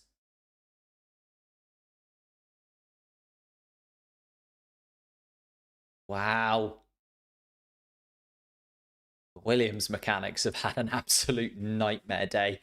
But Colapinto into the wall. Red flag changes the complexion of this entire race. Ocon, Verstappen, and Gasly will now have the opportunity to change tyres in the pit lane. Whilst we get that Franco Colapinto car off of the track. He just collided with the wall at turn 13 towards turn 14. And Colapinto is okay. He jumps out of that Williams car, and the second big crash for the Williams team. Well, the third crash for the Williams team of the day. But the second huge one, huge crash for Alex Albon down to turn 1 in qualifying. Franco Colapinto now a huge crash for the young driver. And we now have 3 drivers out of the Grand Prix. He's going to join Alex Albon, his teammate who didn't start the race. And Lance Stroll, of course, out on the formation lap as well. Oh, Colapinto is a big shunt. Is a big, big shunt for the young driver. And unfortunately, yeah, the amount of debris all over the track, that is undoubtedly a red flag. Some liquid pouring out of the side of the Williams car. Whether that's coolant or oil, or have to wait and see. But we are done and dusted there behind the safety car into the pits for the red flag conditions. Why are you guys so worried about the map? There's no cars out on track.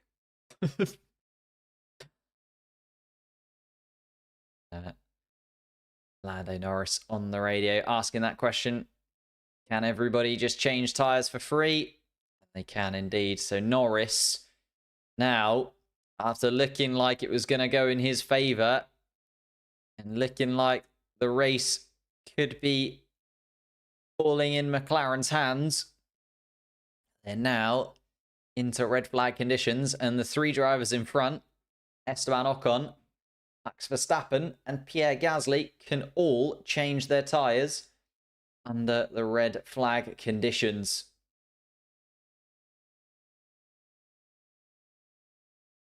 Can anyone explain what's going on? Colapinto into the wall at turn 13 has caused a red flag. A lot of debris out on the track, and it's not somewhere where you could get past easily with a safety car. And the drivers now making their way out of the car. You need to keep yourself in the mindset that this isn't over and done with. We're only just under halfway through this Grand Prix. Still a lot of racing yet to play out. And lots of things that could still go for and against the drivers. If we look at the championship standings at the moment, and how they would play out with everybody finishing how they are under the red flag, you know, you never know. It could start raining again. We could end the race here. It would be Max Verstappen who gains the advantage on Lando Norris, and Verstappen would elongate his lead at the front of the championship. It would also be a massive, massive win for Alpine, who would jump all the way from 9th in the Constructors to 6th in the Constructors. They would gain 40 points as it stands. Esteban Ocon in 1st place, Pierre Gasly in 3rd place. That is absolutely ridiculous for Alpine if it stays as it is. George Russell would also jump in front of Lewis Hamilton in the standings.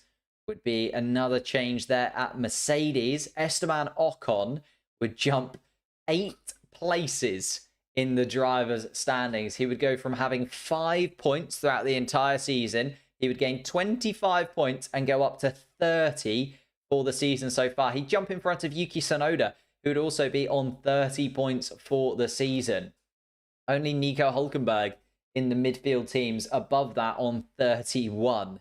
Yeah, Gasly would also jump up 3 places. He would go into 15th place in the drivers' standings. And a lot of drivers losing positions. Lance Stroll would drop down 3 positions in the drivers' standings if it were to end like this. But the red flag has been called. Franco Colapinto into the wall.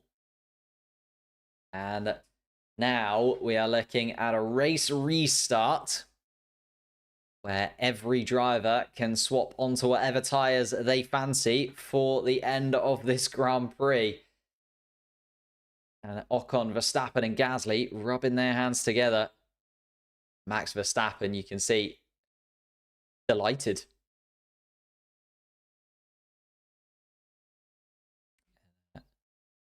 Verstappen debriefing Jos Verstappen, his dad, inside the garage. Not very happy at all with the level of grip inside that Red Bull car, but I think we'll be pretty happy with where he's situated now. Liam Lawson just being given a little bit of a coaching moment. Because Liam Lawson has actually dropped a considerable way down the pack now. Liam Lawson all the way down into 10th. Yuki Tsunoda still in the battle. Tsunoda still in 6th place, which is a very, very good finish for the RB team. Even with starting on the podium places. I think we all expected the podium to be under threat from Yuki Tsunoda's position, but still in with an opportunity in 6th place. It's not over yet. Gasly will start just in front of Lando Norris, though. Championship again swinging one way to and fro. In qualifying, it looked like it was going to be McLaren's day. He started on pole position with Lando Norris. Max Verstappen starting all the way down in 16th place, and how quickly Formula One, the tides can turn. Max Verstappen now all the way up in 2nd. Lando Norris drops behind him in 4th place. And now we're waiting under the red flag conditions. In fact, whilst we wait, I might actually... The mechanics running up and down the pit lane. There we go, just getting rid of the oil that is on the track that came out of the radiator, I think, of Colapinto's car. So they are seeing to that now. Colapinto's car has been removed from the track.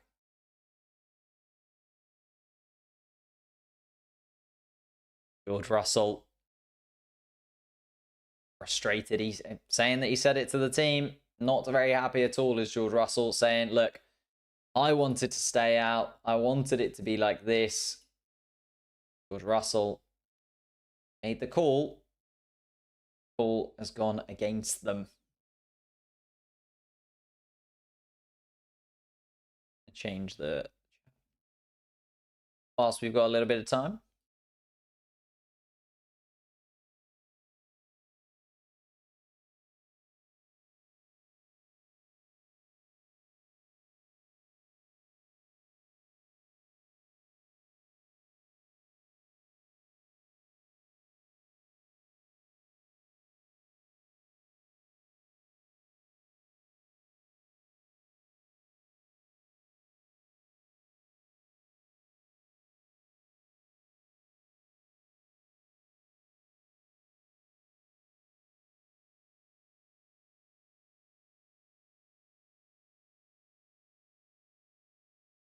Not very fun at all if you are a McLaren fan right now. Have now had a red flag.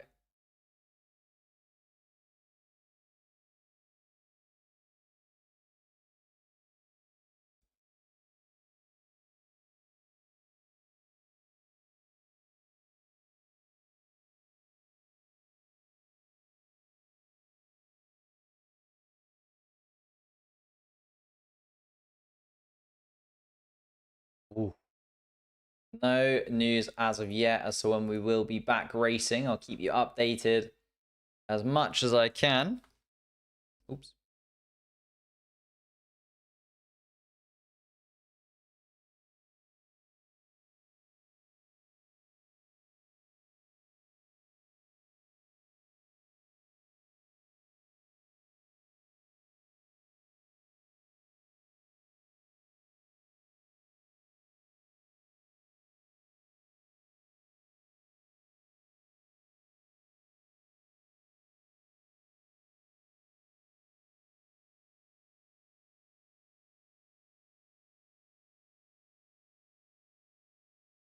Ooh. Black flag for Nico Hulkenberg. So Hulkenberg is out of the race. Black flag for Hulkenberg.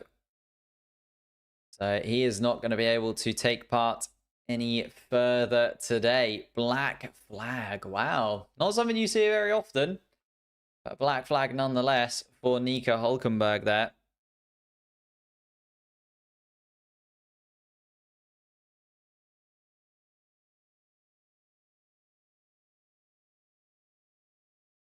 Disqualified from the race. You don't see black flags very often. Hulk disqualified. Possibly for how he rejoined the circuit, maybe? I have to wait and see.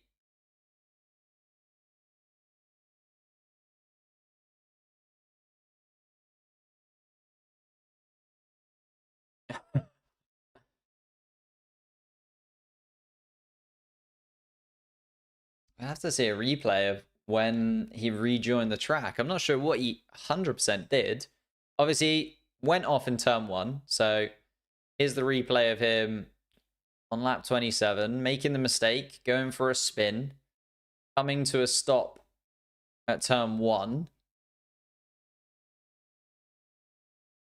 Just got onto the white line.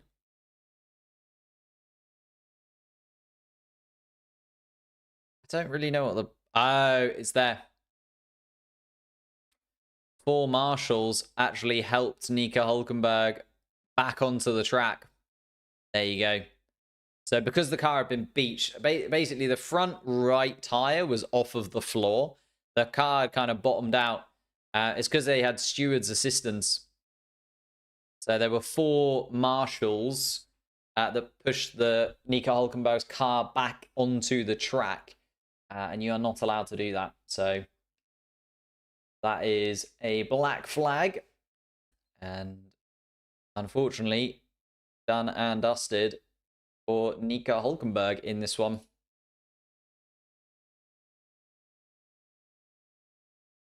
So Nico Hulkenberg, yeah, now has to get his car back into the Haas garage. The Haas team actually just deciding to move everything out of the way so that they can get Nico Hulkenberg's car back in.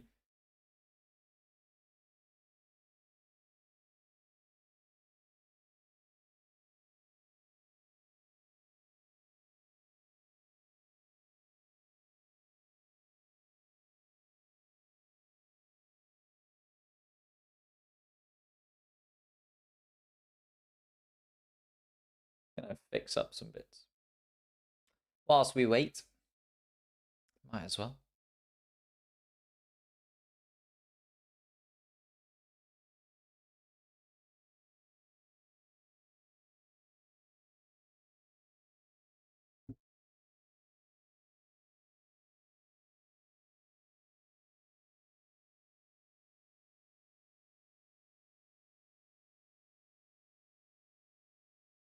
Ooh. Gonna be a rolling start.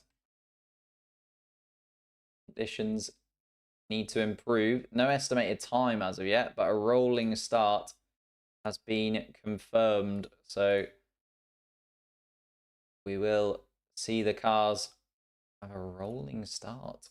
Oh, it's not something that we see all the time.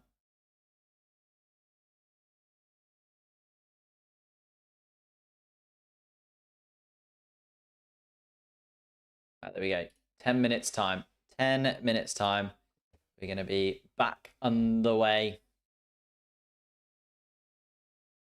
in 10 minutes time. There we go. That looks a bit better. Oh, thank you for subscribing to the channel. Ad Ranger. Appreciate that, mate. If you could hit the subscribe button, we are going to get back underway in 10 minutes time with a rolling start behind the safety car. And then we will get to see what these cars have got in them. Oops.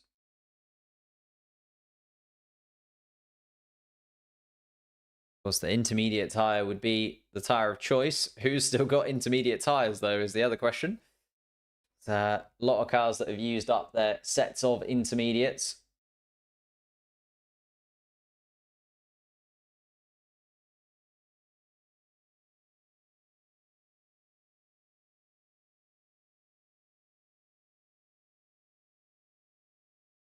It's not raining anymore. Could we have a standing start? Maybe. If I have said rolling start for now, could change into a rolling, sorry, a standing start for the foreseeable. Just get some more bits and pieces done.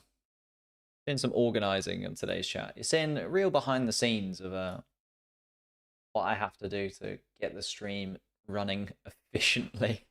And unfortunately, it just hasn't been running the way I've been wanting it to in the last couple of streams. But it is what it is.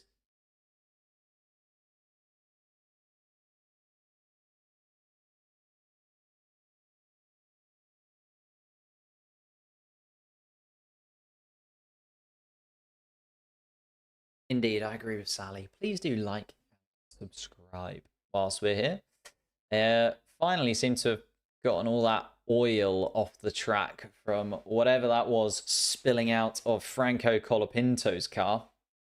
So Franco Colapinto is out of the Grand Prix now. He joins his teammate Alex Albon, who didn't even start the Grand Prix after his big crash in Turn 1 during qualifying. Lance Stroll also came to a stop on the formation lap, which caused a lot of confusion. We then had a... Oh, yeah, there's a... of course, yeah, Zhou Guanyu is in front of... Yeah, Gasly's been lapped. Zhou Guanyu. So... yeah, lapped cars. So Zhou Guanyu will go out on track before anybody else and sort of unlap himself in these conditions. Ferrari team just trying to dry off the shoes of the drivers before they get into the car itself. Charles Leclerc now running in 7th place behind Liam Lawson. What do I think? Who will win the race? I mean, it's looking very much in Max Verstappen's favour now. He's been by far and away the quickest car out on track, I would say. And now only has an Alpine in front of him. So looking all in Max Verstappen's favour. And then, of course, yeah, the race restart. We've still got Lando Norris, George Russell, Liam Lawson and Yuki Tsunoda under investigation for that false start at the beginning. And that's not going to be determined until after the Grand Prix itself. So we're going to have to be waiting a little while after the Grand Prix to really understand who is going to be where, really. It's all getting very complicated here at Interlagos. It's been a weekend of complexities, obviously, having to rearrange the qualifying session for this morning, having to rearrange the time of the race. Remember, the race itself was brought forward 90 minutes to try and dodge some of the inclement weather that they've been having in Brazil. And now, getting the drivers back into the cars. Max Verstappen putting his steering wheel back on to that Red Bull car. Ocon will be leading. How do I not have 1 mil subs yet? Not sure. I mean, let's aim for, say, 110,000 first. And we'll see. How damp is the track? It is drying off. The rain has subsided a little bit. But, I mean, not a lot. Still been raining a tad. Pierre Gasly up into 3rd place for Alpine. And again, I'll show you the championship board. It's absolutely insane at this moment in time how the championship could play out in the... Oh, sorry. Oh, we're on the polygon. How the championship could play out in this. At the moment, Alpine would be jumping from 9th to 6th in the constructor standings, with Ocon and Gasly both inside the top 3. Gasly would jump up in the standings. He'd be 13th now. Ocon would jump up to 11th in the driver's standings as it stands here in Interlagos. Russell would also jump up in front of Lewis Hamilton. Max Verstappen would elongate his lead. It would gain 7 points on Lando Norris over the course of the Grand Prix. Ferrari would remain 2nd in the constructor standings, even with only a points haul of 6 points right now. McLaren would technically elongate their lead to Ferrari, but lose points to Red Bull. Mercedes would gain on the top 3, but wouldn't really be anything overly exciting. Aston Martin would gain a couple of points, but Alpine, the big swing there, 40 points, 56 points in total, would put them 10 points ahead of Haas, and would also put RB just 1 point behind Haas, the 7th in the standings. That's the championship at the moment, with Ocon leading, Verstappen in 2nd. We're going to restart in about 5 minutes' time here in Brazil. Absolutely craziness. The weather is still mixed.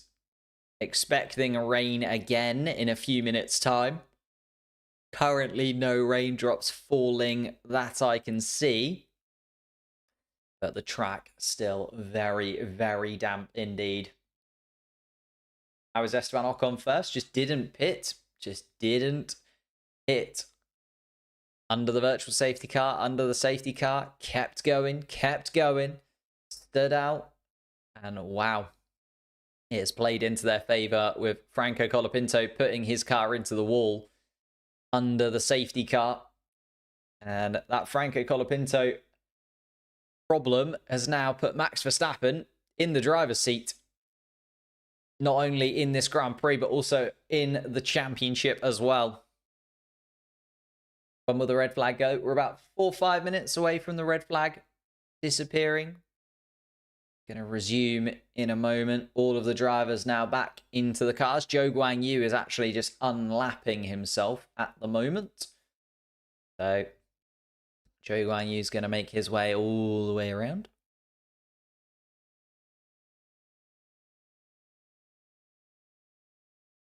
So Lando Norris being told on the radio that there's likely to be a little bit more rain for about 10 minutes or so once we restart. It's going to be a rolling start procedure. So we are going to start behind the safety car anyway. Zhou Guanyu just unlapping himself. Nico Hulkenberg also black flagged from this race. So we'd only have 16 drivers taking part. Zhou Guanyu in 16th place. Ollie Behrman just ahead of him. Perez, Sainz, Bottas and Hamilton, the drivers left out on track, not in the point scoring places. Liam Lawson in the top 10 for RB. Fernando Alonso 9th. Piastri in 8th. Charles Leclerc 7th. Yuki Tsunoda 6th. George Russell 5th. Lando Norris 4th. Pierre Gasly in the podium positions in 3rd for Alpine. Max Verstappen in 2nd place. And another Alpine of Esteban Ocon leading the Grand Prix. Of course, does have a win to his name in Hungary. That was mixed conditions as well. Managed to get that victory. And now is leading a Grand Prix once again is the Frenchman.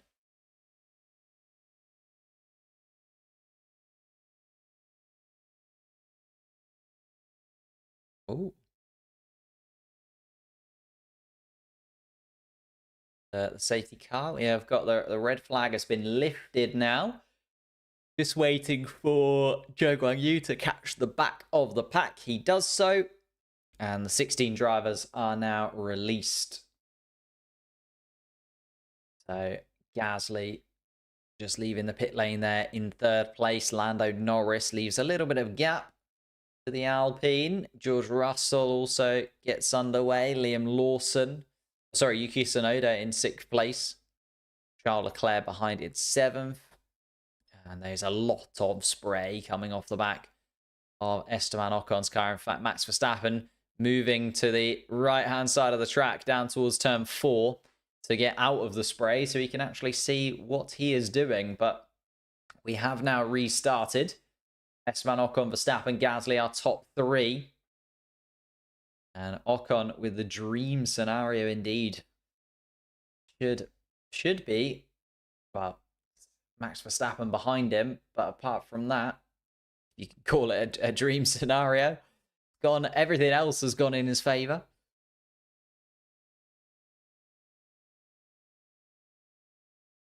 The safety car now leading the racers around the middle of the track. And it's going to be down to race control as to what kind of start we have. Looking like the rolling start is still confirmed.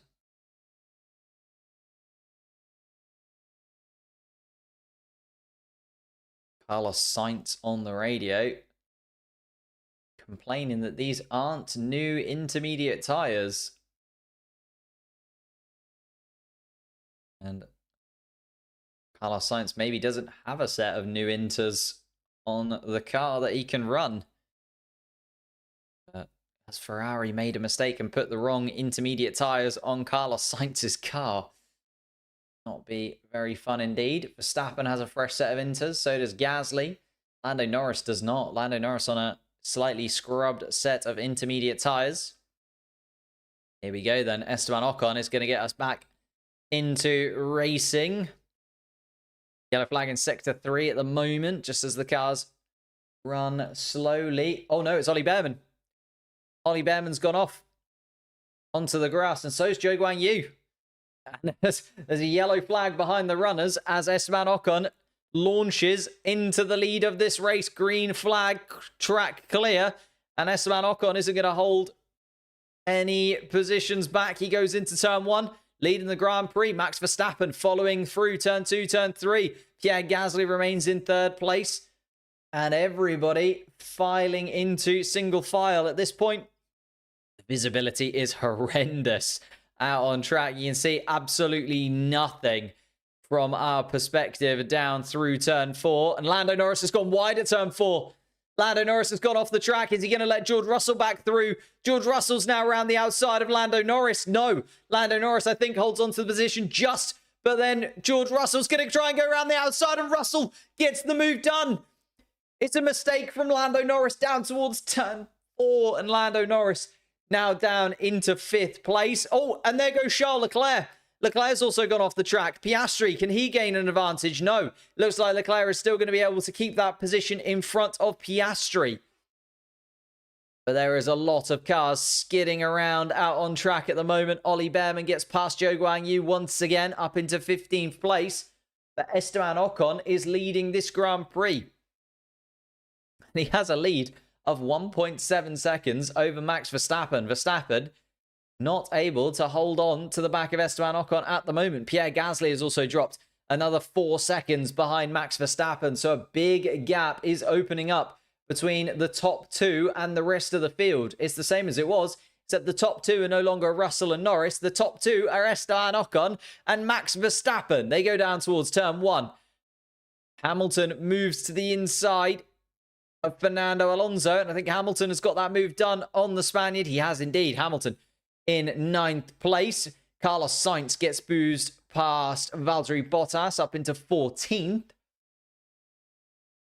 And bit by bit, we are getting slowly up towards Esteban Ocon, leading this Grand Prix by more and more time. He now 2.5 seconds ahead of Max Verstappen. Esteban Ocon absolutely launching his way around the Interlagos track. Lewis Hamilton has come back to life all of a sudden in this Grand Prix. I think the red flag has given him a little bit of optimism. He's got a fresh set of intermediate tyres onto that car and now wants to have a little bit of a fight. Hamilton passed Alonso and already right under the rear wing of Yuki Tsunoda in this.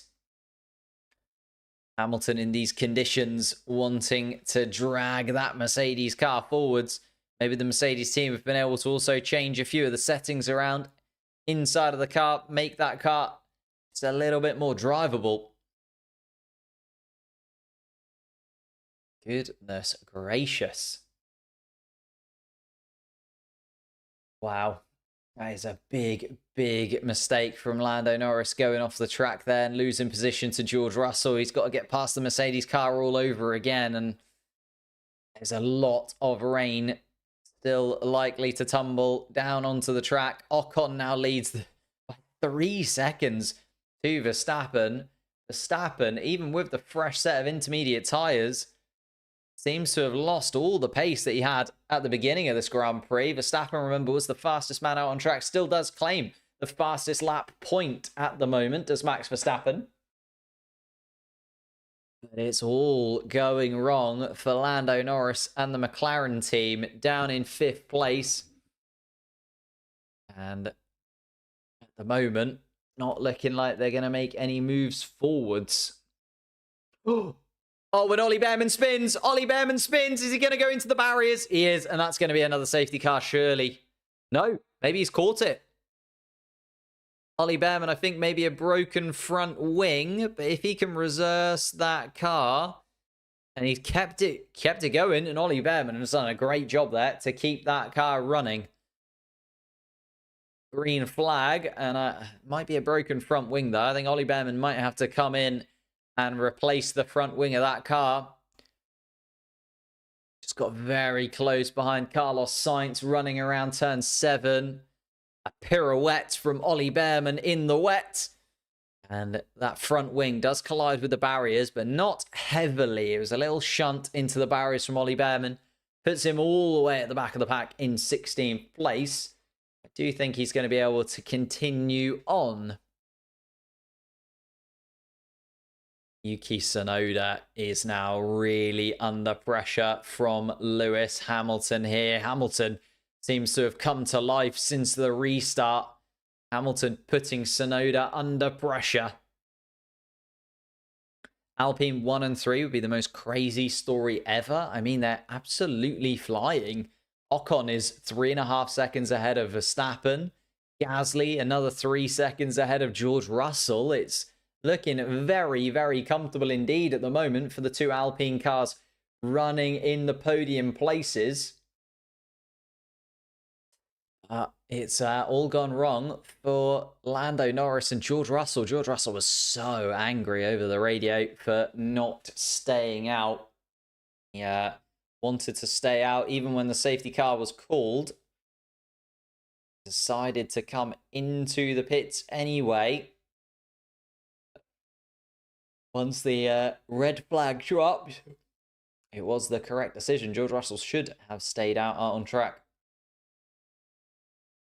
Lando Norris running in 5th place, Charles Leclerc running in 6th, Oscar Piastri running in 7th, Tsunoda behind in 8th, Hamilton 9th, and Alonso in the final point scoring place in 10th, although Liam Lawson trying to get back on there. Oh, it's a yellow flag in Sector 3. It's Ollie Behrman again.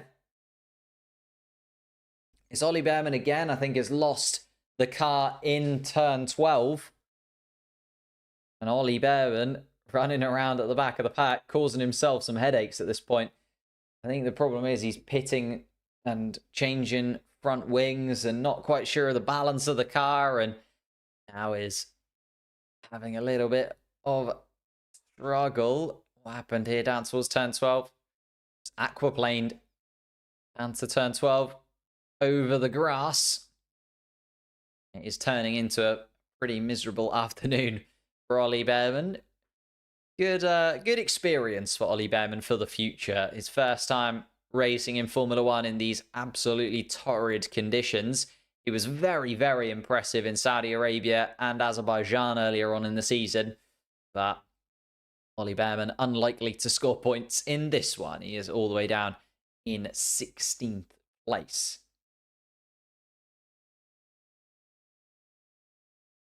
Carlos Sainz behind Sergio Perez.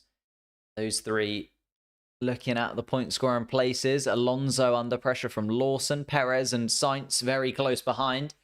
Then a big gap to Valtteri Bottas in 14th place. The Stake Sauber cars are absolutely dreadful in these conditions. Just look absolutely nowhere in terms of their pace. Zhou Guanyu, remember, unlapped himself under the red flag and now is all the way at the back of the pack anyway again. So really, really struggling. Lando Norris on the radio.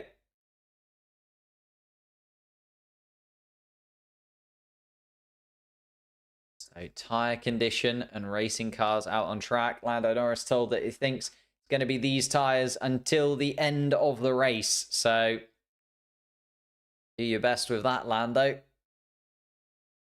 Wow. Esteban Ocon. And there's a Ferrari in the barriers. There's a Ferrari in the barriers. It's Carlos Sainz at turn 8. That's going to be a safety car. Safety car deployed. Carlos Sainz in the barriers at turn 8. Wow. So Carlos Sainz. Big damage to the front wing of that Ferrari car. No one's choosing to pit, though. Everybody remaining out on track, learning a little bit from their mistakes last time around, I think.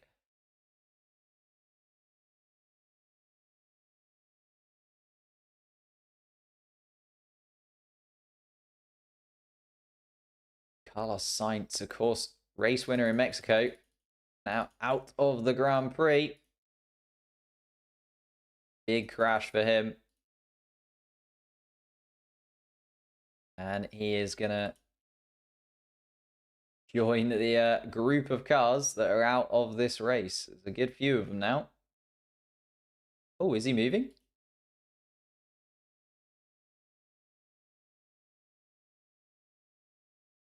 Oh, touched the curb under braking. Got it all wrong. And yeah, that's it. For Carlos Sainz in that one. Done and dusted for him this weekend.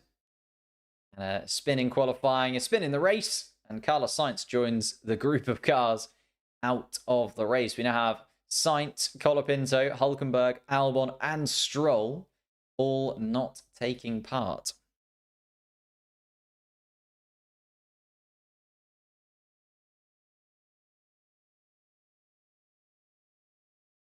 Yeah, damaged the rear end of that Ferrari car. It's all over with for that one, it seems. Safety car deployed once more.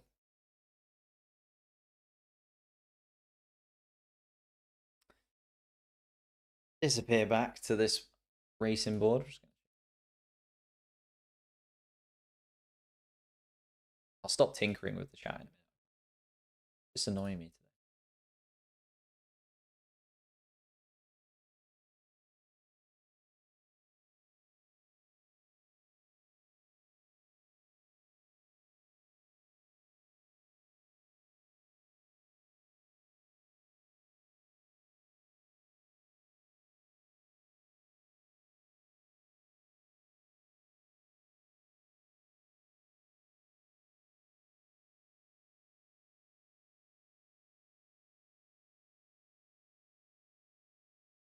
Absolutely incredible for the Alpine team if they can keep running where they are right now. Alpine looking super slick at this moment in time.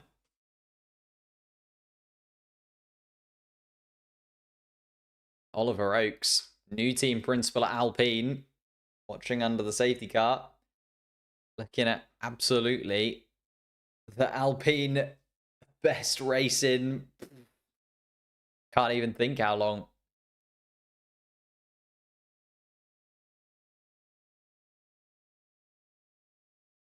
Still a long way to run in this race, by the way. It's nowhere near over yet.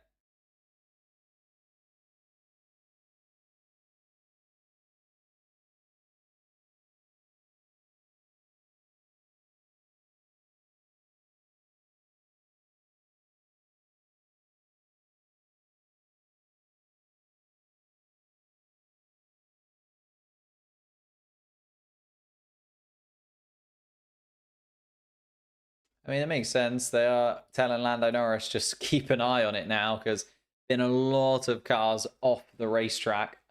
A lot of them by just dipping their tires onto the white lines. Even the tiniest amount does seem to just send you spinning. It's all going wrong, isn't it? For the McLaren team. Now racing behind George Russell, still under safety car conditions at the moment.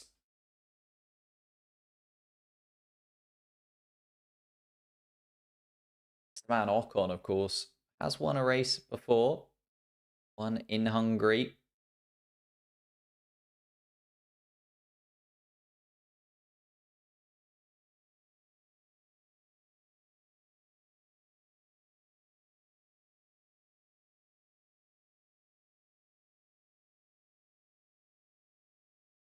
A band of rain potentially coming in is what Ferrari are saying on the radio. So this race not over yet. Here we go. We could be back racing at the end of this lap. The safety car is finally ending. I'm going to be back underway for some more racing here.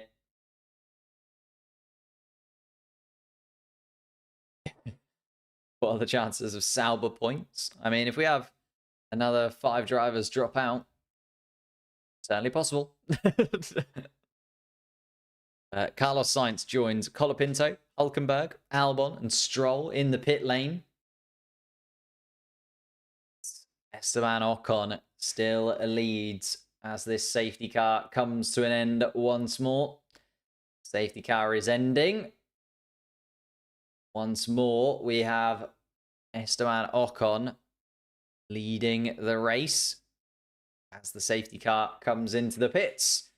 Max Verstappen second, Pierre Gasly third, Russell fourth. George not very happy to lose the race lead in the Mercedes car, but an opportunity now to have a go at the back of Pierre Gasly's Alpine.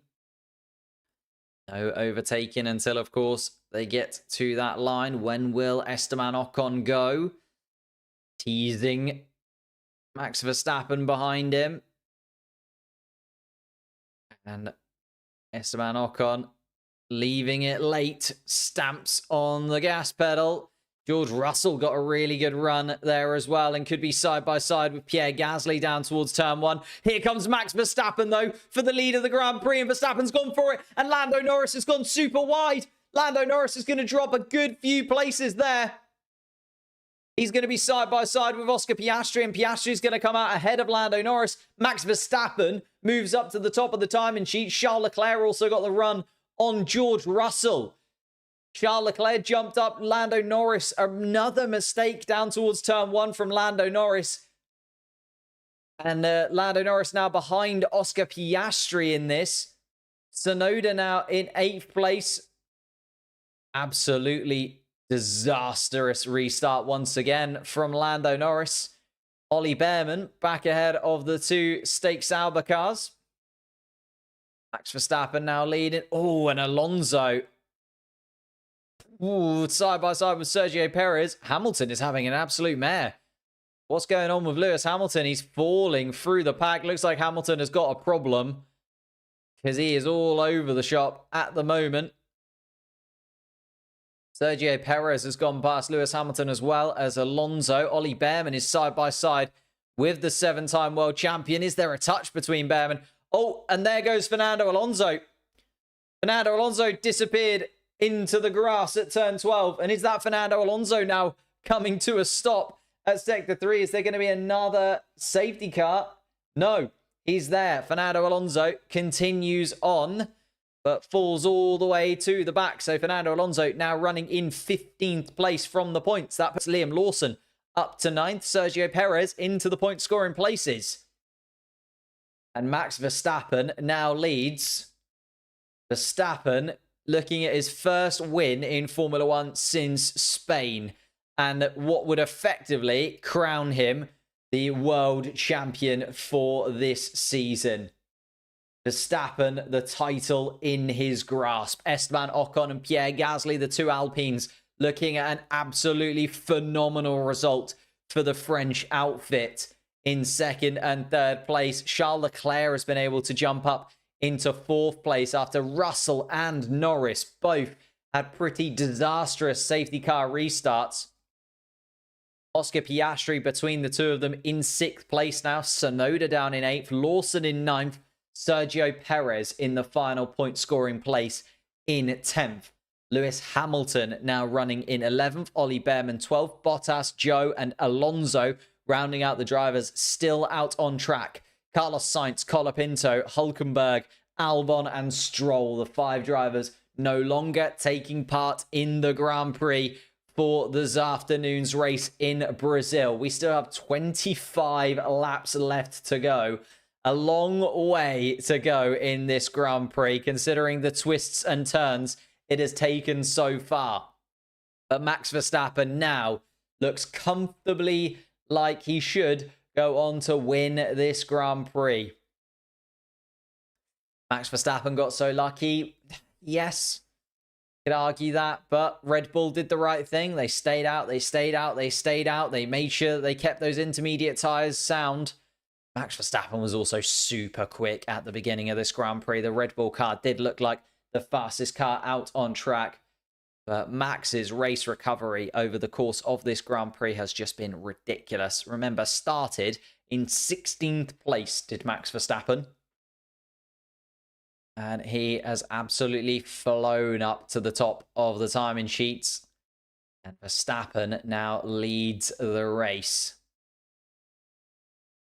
Ocon is 2.5 seconds adrift. Gasly 2 seconds behind that. Leclerc 2 seconds off as well. George Russell within a second of Leclerc, but not really looking to battle with the Ferrari car. Max Verstappen sets the fastest lap of the race so far, a 122.8, just showing that the conditions are getting back to what we had towards the beginning of the race. There hasn't been any rain, and we're starting to see these intermediate tyres coming back to life a little bit.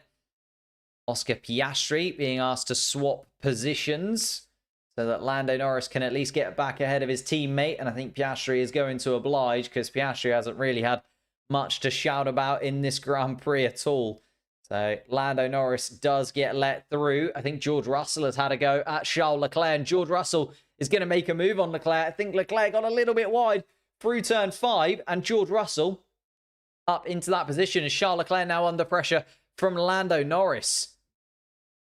Charles Leclerc struggling inside of that Ferrari car now after jumping in front of Russell at the restart, has dropped back behind the British driver into 5th. And Lando Norris now trying his best to get past Charles Leclerc through the middle sector.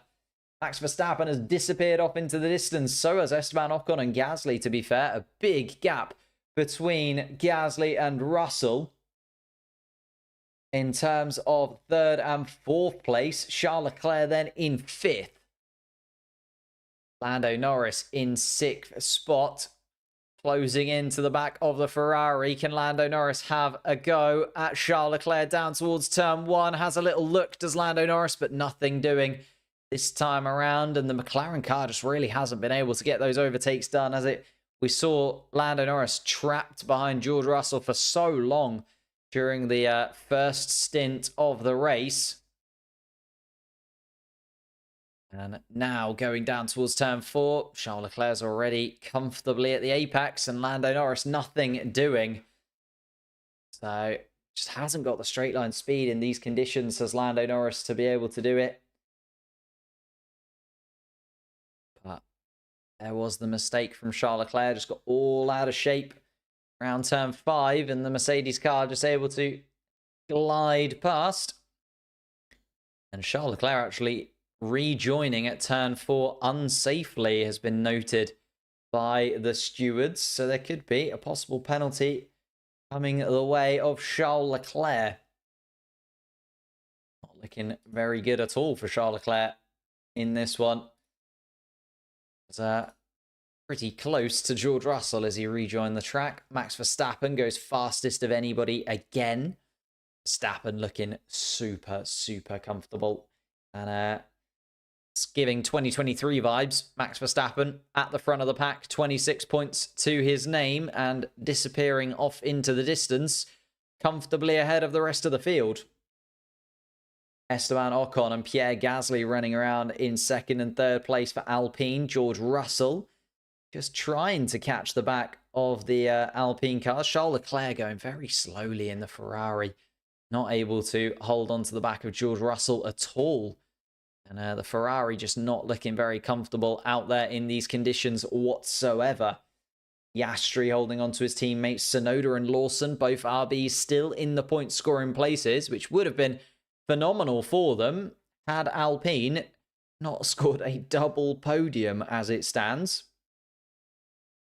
And Hamilton running around just outside the point scoring places in 11th behind Sergio Perez. What does this mean for the championship? It means that McLaren still lead. Ferrari would actually lose a little bit of ground to McLaren. Red Bull Racing would get 27 points, put them back in contention maybe for the constructor standings. Alpine, the biggest winners though, jumping up to 6th place in the constructors standings. Max Verstappen looking like that is going to be the case as he continues on. Sergio Perez catching up to the back of Liam Lawson, and seen that those two don't really get on with one another when they're out on the racetrack together. So let's see if Sergio Perez can get a move done on Liam Lawson without the two of them coming to blows. He has a go down towards turn 1, has a little look at the back of the RB car. Liam Lawson is not going to make this easy for Sergio Perez. George Russell just closing the gap to Pierre Gasly a touch over the last couple of laps. Sergio Perez going to have a go down towards turn 4. Has a little look under braking to Sergio Perez, but stays behind Liam Lawson for now. Both of the RB cars in front of Sergio Perez's Red Bull. The only thing that could really change up this race by any reasonable margin is if there were to be some kind of safety car again, or if the track does dry out enough that there is a possibility of gambling onto the slick tyre. But it's not looking likely. It's still very, very damp out there right now. Max Verstappen chunking in another fastest lap, a 122.2. 0.5 of a second quicker than Esteban Ocon in second place. Verstappen now leading the Grand Prix by over 5 seconds. Gasly then another 3 seconds back from that. Russell 2 seconds behind Gasly. Charles Leclerc has also fallen nearly 5 seconds adrift of the Mercedes since George Russell got that 4th position back from him. Lando Norris is not actually putting Charles Leclerc under pressure anymore. Outside of the range of attacking behind the Monegasque. And Sergio Perez, the final point scorer in place, still in the Red Bull. Liam Lawson ahead of him by half a second or so. Hamilton a second behind Perez, just outside the point scoring places. Behrman, Bottas, Joe Alonso still in the race outside of the top 10. And then Carlos Sainz, the most recent fatality here in Brazil. His car out of the race. He joined Colapinto, Nico Hulkenberg, Alex Albon, and Lance Stroll out of the race.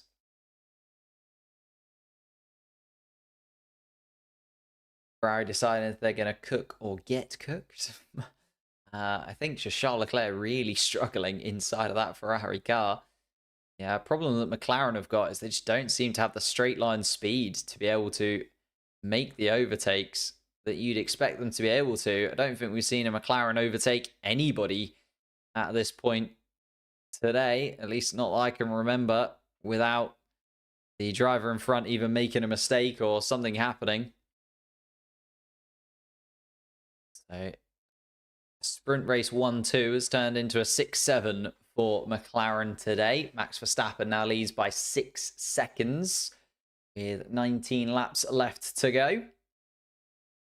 Ocon still trying to gain on Verstappen, but not able to do so. Of course, we don't know whether George Russell, Lando Norris, Yuki Tsunoda, and Liam Lawson will end up getting a penalty after the race. So it could go from bad to worse for Lando Norris. If he does get that penalty, he'll drop back behind his teammate, possibly behind maybe Sergio Perez as well, because obviously Tsunoda and Lawson would probably end up with a similar kind of penalty.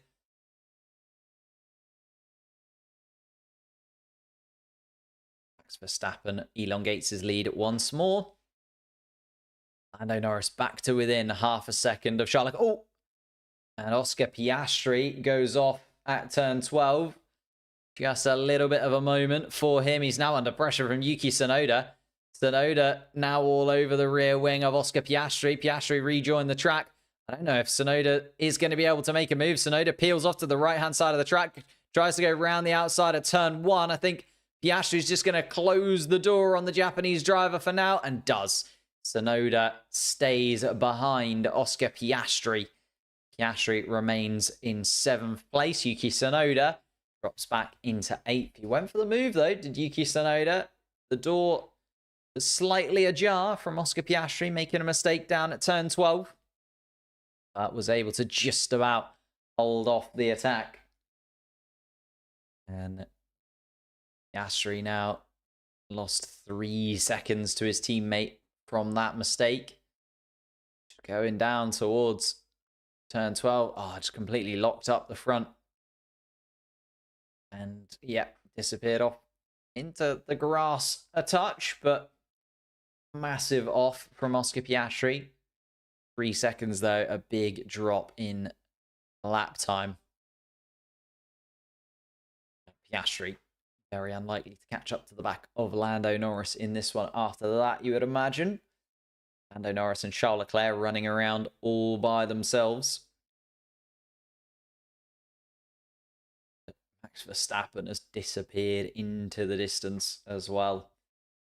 Max Verstappen now leading the race by nearly 7 seconds. George Russell is closing into the back of Pierre Gasly. It's 1.4 seconds now, the gap between them, but it's a slow build in terms of running up behind. You see the telemetry? There's not really much going on, to be honest, in terms of the telemetry. I've got it up in front of me. There's not really that much going on. Max Verstappen is disappearing into the distance. George Russell is closing in on Gasly. That's about it.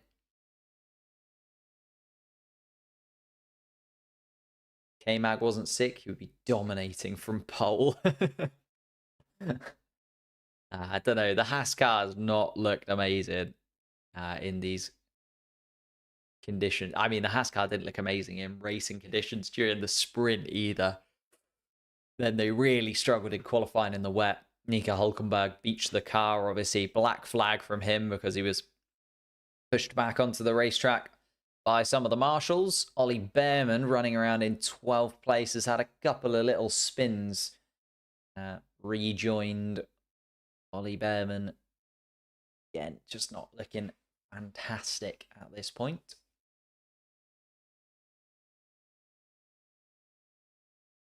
Max is way ahead.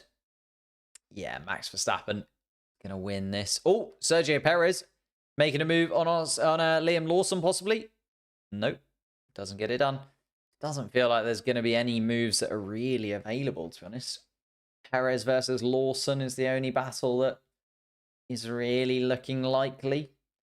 George Russell is very slowly catching the back of Pierre Gasly, but it's very different catching the back of him and being able to get past. Max Verstappen has disappeared into the distance and is going to win this race comfortably as it stands. What's the gap in points between Max and Lando? Substantial, to be honest.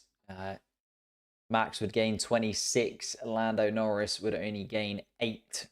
So 393 to 331.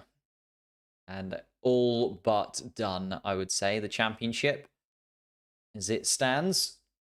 The only thing that could keep the championship alive is really a Max Verstappen DNF at this point. Need Max Verstappen to have some kind of engine failure or something, but also unlikely considering a brand new power unit put into the back of that car. Yeah, the gap is 44 points at the moment, but a big swing. I mean, Max Verstappen. Oh, and there goes Sergio Perez once again through the spray of Liam Lawson. Tries to go up the inside. I think there's maybe even a touch between the Red Bull-powered cars. Liam Lawson holds on to that position. Sergio Perez needs to be careful that Lewis Hamilton doesn't have a go at the Mexican driver now down towards turn 4. But I think Hamilton just outside of racing distance. Liam Lawson. Oh, and Sergio Perez goes a bit wide, actually, through turn 4 and does open the door to Lewis Hamilton and gives away that point scoring place. Sergio Perez, a little error down towards turn 4 after a little bump with Liam Lawson through turn 2. And now Sergio Perez down to 11th after looking at 9th place. Outside of the points goes the Mexican driver. George Russell running around in 4th is now just a second behind Pierre Gasly. He's gained sort of a 10th or 2 every single lap. Closing into the back of the Frenchman, but still 9/10 of a second adrift. Still not within racing distance. Couple attempts quicker last time around puts him a second behind. No DRS, of course, at the moment. So will be a big swing needed for George Russell to be able to get that move done on Pierre Gasly. He'll be hoping that just the pressure of a Mercedes car behind him might cause a little error from Pierre Gasly and open up the possibility of a podium, especially considering he was looking at winning this Grand Prix, was George Russell at one point, looked comfortably in the lead. He and Lando Norris were 10 seconds ahead of the rest of the field, and how it can very quickly change with a virtual safety car, a safety car, and then a red flag. George Russell now running in 4th. Lando Norris now running in 6th. Here is the replay of Sergio Perez and Liam Lawson. Was there a touch between the two of them? Oh, I think so. Lawson saying on the radio that Perez drove into the side of him. So, see how that plays out. Thank you for subscribing to the channel. A couple of new subscriptions in there. If you are new to the channel, hit that subscribe button. Trying to get to 110,000 subscribers before the end of the season. 3 more races to go. Unlikely that those 3 races will have a championship battle of any kind, because Max Verstappen is now 9 seconds ahead of Esteban Ocon at the lead of this Grand Prix with just 13 laps left to play. Lewis Hamilton is actually closing into the back of Liam Lawson's car. Liam Lawson is under a lot of pressure at the moment. Just got rid of Sergio Perez from behind him. Hamilton took the opportunity to get in front of Sergio, and now Lewis Hamilton's all over the rear wing of Liam Lawson. Max Verstappen hasn't won a race since Spain. Has gone 10 races without a Grand Prix victory, something that seemed absolutely impossible last season and even the beginning of this season, but now is looking like a win in Brazil will be enough to claim his World Drivers' Championship status once again. And he is putting in fastest lap after fastest lap. Now goes into the 121s, a 121.8 from Max Verstappen. Lando Norris still a 2.5 seconds adrift of Charles Leclerc. Yeah, Gasly actually going a little bit across down the pit straight to go through the wet patches, get the tires cooled down. On board with Lewis Hamilton, having a look at the back of Liam Lawson. Is he going to dive down towards turn 1? No. Decides to have a little look at Liam Lawson. Oh, just gets all out of shape through turn 1. And that'll mean that Liam Lawson could escape just about. Lewis Hamilton trying his best to get closer and closer to Liam Lawson and doesn't quite get it done. Liam Lawson holds on to 9th place. He's now 4 seconds adrift of Yuki Tsunoda, who's running in 8th place. So it's looking like pretty much everyone is just comfortably in position. George Russell is just falling away a little bit from Pierre Gasly in 4th place. And Lawson versus Hamilton is the only real battle. I say that as Hamilton goes wide and now opens the door. Can Sergio Perez get back in front of the Mercedes car? Sergio Perez is going to go up the inside, and then Lewis Hamilton closes the door and manages to keep that Mercedes car ahead. This is the only real battle yet to play out. With 11 laps left to go in the Grand Prix. Max Verstappen already running down towards turn 4 all by himself. It's going to be all done and dusted for Max Verstappen in Brazil by the looks of things. In fact, it looks like it's pretty much done for the entirety of the top 10 outside of Lawson, Hamilton and Perez battling for the final couple of point scoring places. Lawson currently holding on to 2 points. Hamilton the 1. Sergio Perez behind with 0 points to his name at the moment. Ollie Behrman then another couple of seconds behind that pack. So these 3, Lawson, Hamilton, Perez, the only 3 that are really within touching distance of one another. As you could say that George Russell might have a little run at Pierre Gasly towards the end, but I don't know if George Russell's got the pace in that Mercedes car. He's been closing into the back of Gasly, but not at any significant rate, and has kind of hovered around a second behind the Frenchman since then. What I say at the start, Verstappen podium and Norris fumbles. As looked like it's happened. Max Verstappen a 121.5 elongates his lead to now up to nearly 11 seconds from Esteban Ocon behind. George Russell closes to within a second of Pierre Gasly again, but running down that back straight towards turn 4, just doesn't have enough in that Mercedes to really cause any kind of headache for the Frenchman.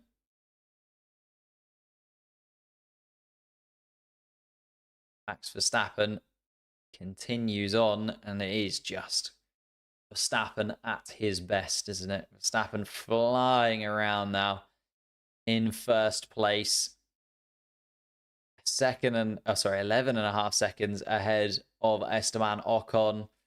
Looking comfortable even in these tricky conditions. And Stroll driver of the day. I mean, didn't technically even do a racing lap, did Lance Stroll? And I give your brother a shout out. It's his birthday. His name is Jack. Sure. Happy birthday, Jack. Hope you're having a good day. Hope you're having a better day than me. I'm watching Lando Norris run around in 6th place. I'm not happy about it. But nah, Jack, have a good birthday, mate. Lando Norris struggling as Max Verstappen now sets another fastest lap of the race with a 121.3, and Verstappen now just making it look silly at this point. Just disappearing off into the distance. Ocon and Gasly looking pretty much guaranteed the other podium places. Unless George Russell has anything to say about it in the final 9 laps of the race. George Russell closing into the back of Pierre Gasly, but without really, as I say, being able to get within fighting distance. Just hoping that the Alpine can change and make a mistake.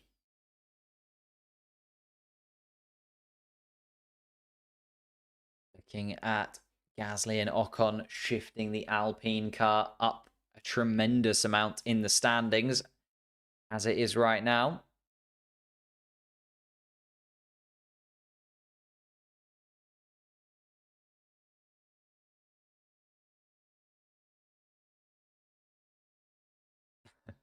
Of course, yeah.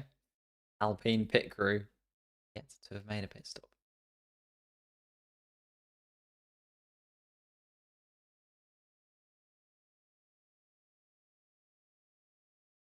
Oof. Lando Norris being told on the radio to close into the back of Charles Leclerc as if he isn't trying to. And Lando Norris, you can hear the frustration in his voice now. Of course, Oscar Piastri with a 10-second penalty. They're keeping that in mind because Yuki Tsunoda is only 6 seconds behind. So at the moment, Tsunoda would gain that position on Piastri. But maybe they'll swap Oscar Piastri around with Lando Norris. They're thinking about the Constructors' Championship more than anything else now. Lando Norris being told to basically hurry up, but it's not really anywhere for him to go at this point. Charles Leclerc going fairly slowly in front of him. The McLaren car not able to get the overtake done on the Ferrari. Those intermediate tyres look shot to pieces with 8 laps left to go. There's not enough time to come in and pit and benefit from a new set of tyres. Max Verstappen setting fastest lap after fastest lap just to rub salt into the wound. A 121 dead from Max Verstappen. Another fast lap from the Dutchman. And it is just, it's all over and done with, isn't it? All over and done with. Not only here in Brazil, but the championship battle. It's not going to go down to the wire, unfortunately, for us and McLaren in 2024. George Russell wipes away some rain from his visor. Still trying to get that 3rd place finish. Still a podium up for grabs. Lewis Hamilton still trying to get past Liam Lawson. Towards the first corner, on board with Lewis Hamilton. He's just not able to get there at the moment. And Oscar Piastri actually being helped out by this battle because Piastri at the moment would only drop a position to Tsunoda. Okay, that 10-second penalty for Oscar Piastri would drop him behind Tsunoda, but keep him in front of Liam Lawson. And Liam Lawson is not able to go any quicker at the moment because he's just trying to fend off Lewis Hamilton behind. Lando showing the difference between him and Max. You have to hand it to Max. He has been absolutely stunning throughout the season. He's done such a good job limiting the damages, even when that Red Bull car has looked like the third or fourth fastest car out on track. He has done exceptionally well. And there's, as I say, too many times where the McLaren team have made mistakes or the McLaren team have got things wrong. You go back to Silverstone, Canada, where they got pit stops wrong. Go back to Hungary, where they could have swapped the drivers around. You go back to Monza, where they let the two drivers race down in towards the first couple of chicanes, where if they'd have just held position, they'd have maybe held on to the win there. Again, you don't know, because Charles Leclerc was right in the mix as well, and Charles Leclerc had the better strategy on the day, but it just goes to show it's so tough, and all of those decisions count. And when you're fighting with a driver of Max Verstappen's quality and caliber, you do need things to roll in your favor more often than not. And when a race like today happens, Max Verstappen and the Red Bull team got it absolutely right. 14.5 seconds ahead of Ocon. Okay, you can argue they got lucky with the red flag, they got lucky with safety cars, etc., etc. But you've got to put yourself in the position to give yourself that luck. And Max Verstappen was so quick through the first stint. So many overtakes that he managed to just about get done. You think of, could Oscar Piastri have done Lando Norris a favour, kept Max Verstappen behind? Well, Verstappen shot past him before he even realised. And it looks like Verstappen is going to go comfortably into another victory in Formula One. Looking at the constructor standings, though, Alpine would jump 3 points ahead of Haas, and they'd go up into 6th place in the constructor standings out of absolute nowhere. Always next year for Lando Norris? Yeah, of course. Of course. And I feel like the McLaren car has shown it's got the pace over a race distance more times than enough this season for us to say that they will be in the mix for next season. But this season is going to be done. Team of the day goes to Alpine. I mean, they just waited it out, didn't they? Ocon and Gasly getting it perfectly right. Just waiting and waiting and waiting on that first intermediate tyre stint. Of course, the red flag playing into their favour. Red flag was always likely when the rain started to pour just as it did. And looking at a double podium finish, Alpine. Absolutely stunning from the French team. Of course, still penalties to come, possibly for Lando Norris, Yuki Tsunoda, Liam Lawson. George Russell, of course, as well, could end up getting a penalty for the race start procedure. Just not a lot to talk about for the final few laps of the Grand Prix, honestly. George Russell still not able to get anywhere close to Pierre Gasly where it matters. Lewis Hamilton is closing in on Liam Lawson every single lap. Has a little look at the RB driver again, but still just doesn't quite have enough again when it matters.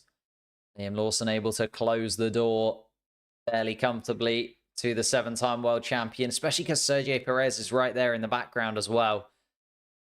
Although Sergio Perez, I say, right there in the background, is going to have a little go at Lewis Hamilton, maybe. Nope, doesn't have it.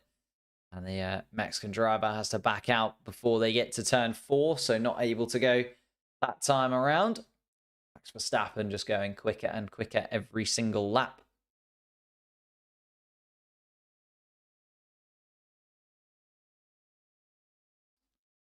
And Fernando Alonso on the radio under a lot of pain at the moment in the Aston Martin car, saying that he'll finish the track for the mechanics because they've done an incredible job today, but really struggling inside of that Aston Martin. You can see Fernando Alonso's pace just nowhere near.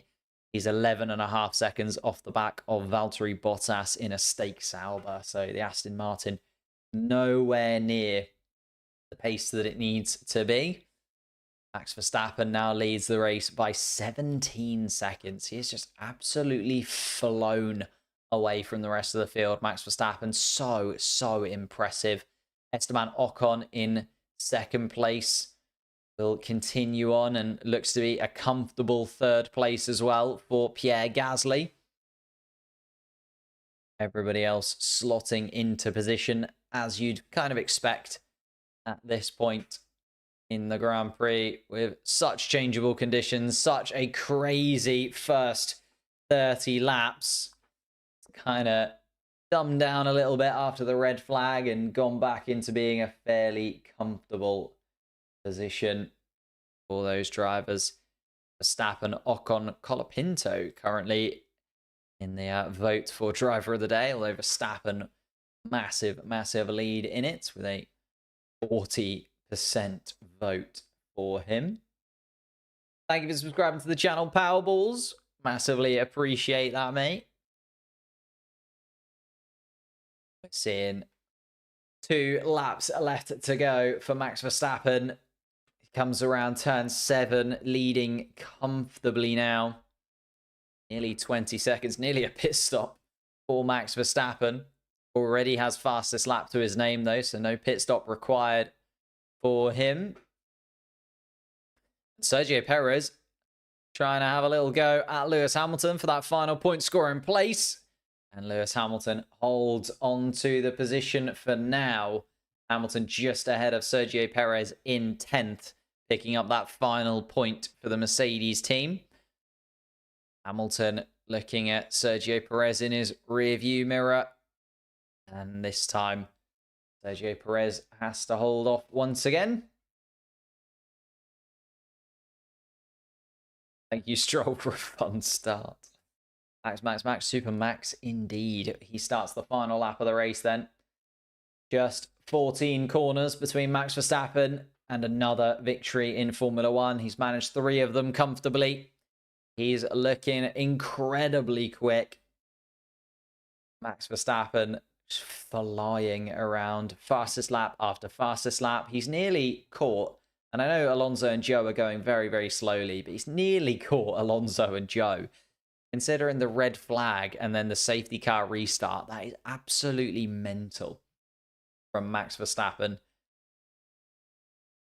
Esteban Ocon coming around turn 5. George Russell trying to put Gasly under pressure. The final time he's going to have a chance down towards turn 4, but doesn't get it done. So the podium places are looking like they're locked in for Verstappen, Ocon and Gasly. Verstappen comes towards turn 12, the absolute star of the Brazilian Grand Prix. Started in 16th, did everything perfectly through the first stint. Red Bull got it absolutely spot on when it came to the pit stops as well. And now Max Verstappen comes across the start-finish line to win the Sao Paulo Grand Prix, pick up 26 points, and pretty much guarantee himself another Drivers' World Championship. Here comes Esteban Ocon around turn 14 as well. The Alpine car looking at a podium finish. And Esteban Ocon gets to celebrate a double podium for Alpine. Second for Ocon, third for Gasly. The Alpine team absolutely wild in the pit lane. Russell comes home in 4th, Leclerc 5th, Lando Norris in 6th, Oscar Piastri in 7th place. Yuki Tsunoda will come home a distant 8th. Will Tsunoda get close enough? Yes. Tsunoda jumps just in ahead of Oscar Piastri. Liam Lawson will come home in 9th, and Lewis Hamilton will take the final point scoring place in 10th. Sergio Perez does finish the Grand Prix. Ollie Behrman behind him. Valtteri Bottas, Fernando Alonso, and Zhou Guanyu, the final race runners. But it is another victory for Max Verstappen in Formula 1. And another time where we just have to say, Verstappen is the man. He is unbelievably quick in these conditions. And he has shown why he is a multiple world champion. Simply lovely indeed. The perfect race from Verstappen. The perfect performance from Red Bull. And you have to hand it to him. He has done an amazing job there. The 2 Alpine cars side by side, running around a celebratory lap for those 2. Wonderful, wonderful drive from the Alpine team. And Alpine get to celebrate a double podium finish. And Esteban Ocon gets a final podium position. for the team that he is leaving at the end of the season. Of course, a race winner with Alpine in Hungary. Not quite the same again in Brazil. But another podium to celebrate. A good few podiums now for Esteban Ocon in his time at Alpine. He's benefited from wherever the Alpine car has been able to deliver performance. Just showing again that Haas are getting a very good driver in Esteban Ocon. A little look. There is the final race standings then. Verstappen stands aloft the Red Bull car. 10 races without a win. And now a win that basically confirms him the man in Formula One once again. Absolutely stunning from the Dutchman. Esteban Ocon and Pierre Gasly come home in 2nd and 3rd. Russell 4th, Leclerc 5th, Lando Norris 6th, Yuki Tsunoda 7th, Oscar Piastri 8th, Liam Lawson in 9th, and Lewis Hamilton in 10th spot. In terms of the championship then, we look at how that plays out. Oh, I've got the wrong chat box on here still. We look at how that plays out. It does mean that Max Verstappen elongates his lead at the top of the driver's standings by a considerable margin. We also then have underneath that the fact that Esteban Ocon jumps up the driver's standings. We also have Gasly jumping up the driver's standings as well. George Russell is now ahead of Lewis Hamilton at Mercedes, but Alpine, the big talking point there, they jump ahead of Haas in terms of the constructors' standings, up to 6th place, putting Haas, RB, and Williams down a position. Truly a ridiculous Grand Prix weekend and truly vintage Formula One it has been over the course of this Grand Prix. I'm going to be back later on today with all of my thoughts post-race with the Turning Point podcast. Keep your eyes out for that. If you are new to the channel, hit the like button, hit the subscribe button, all of that good stuff. We're going to be back in a couple of weeks' time for live Formula One racing once again. But thank you guys so much for watching. Leave a like, subscribe, all that good stuff. And I will see you very, very soon.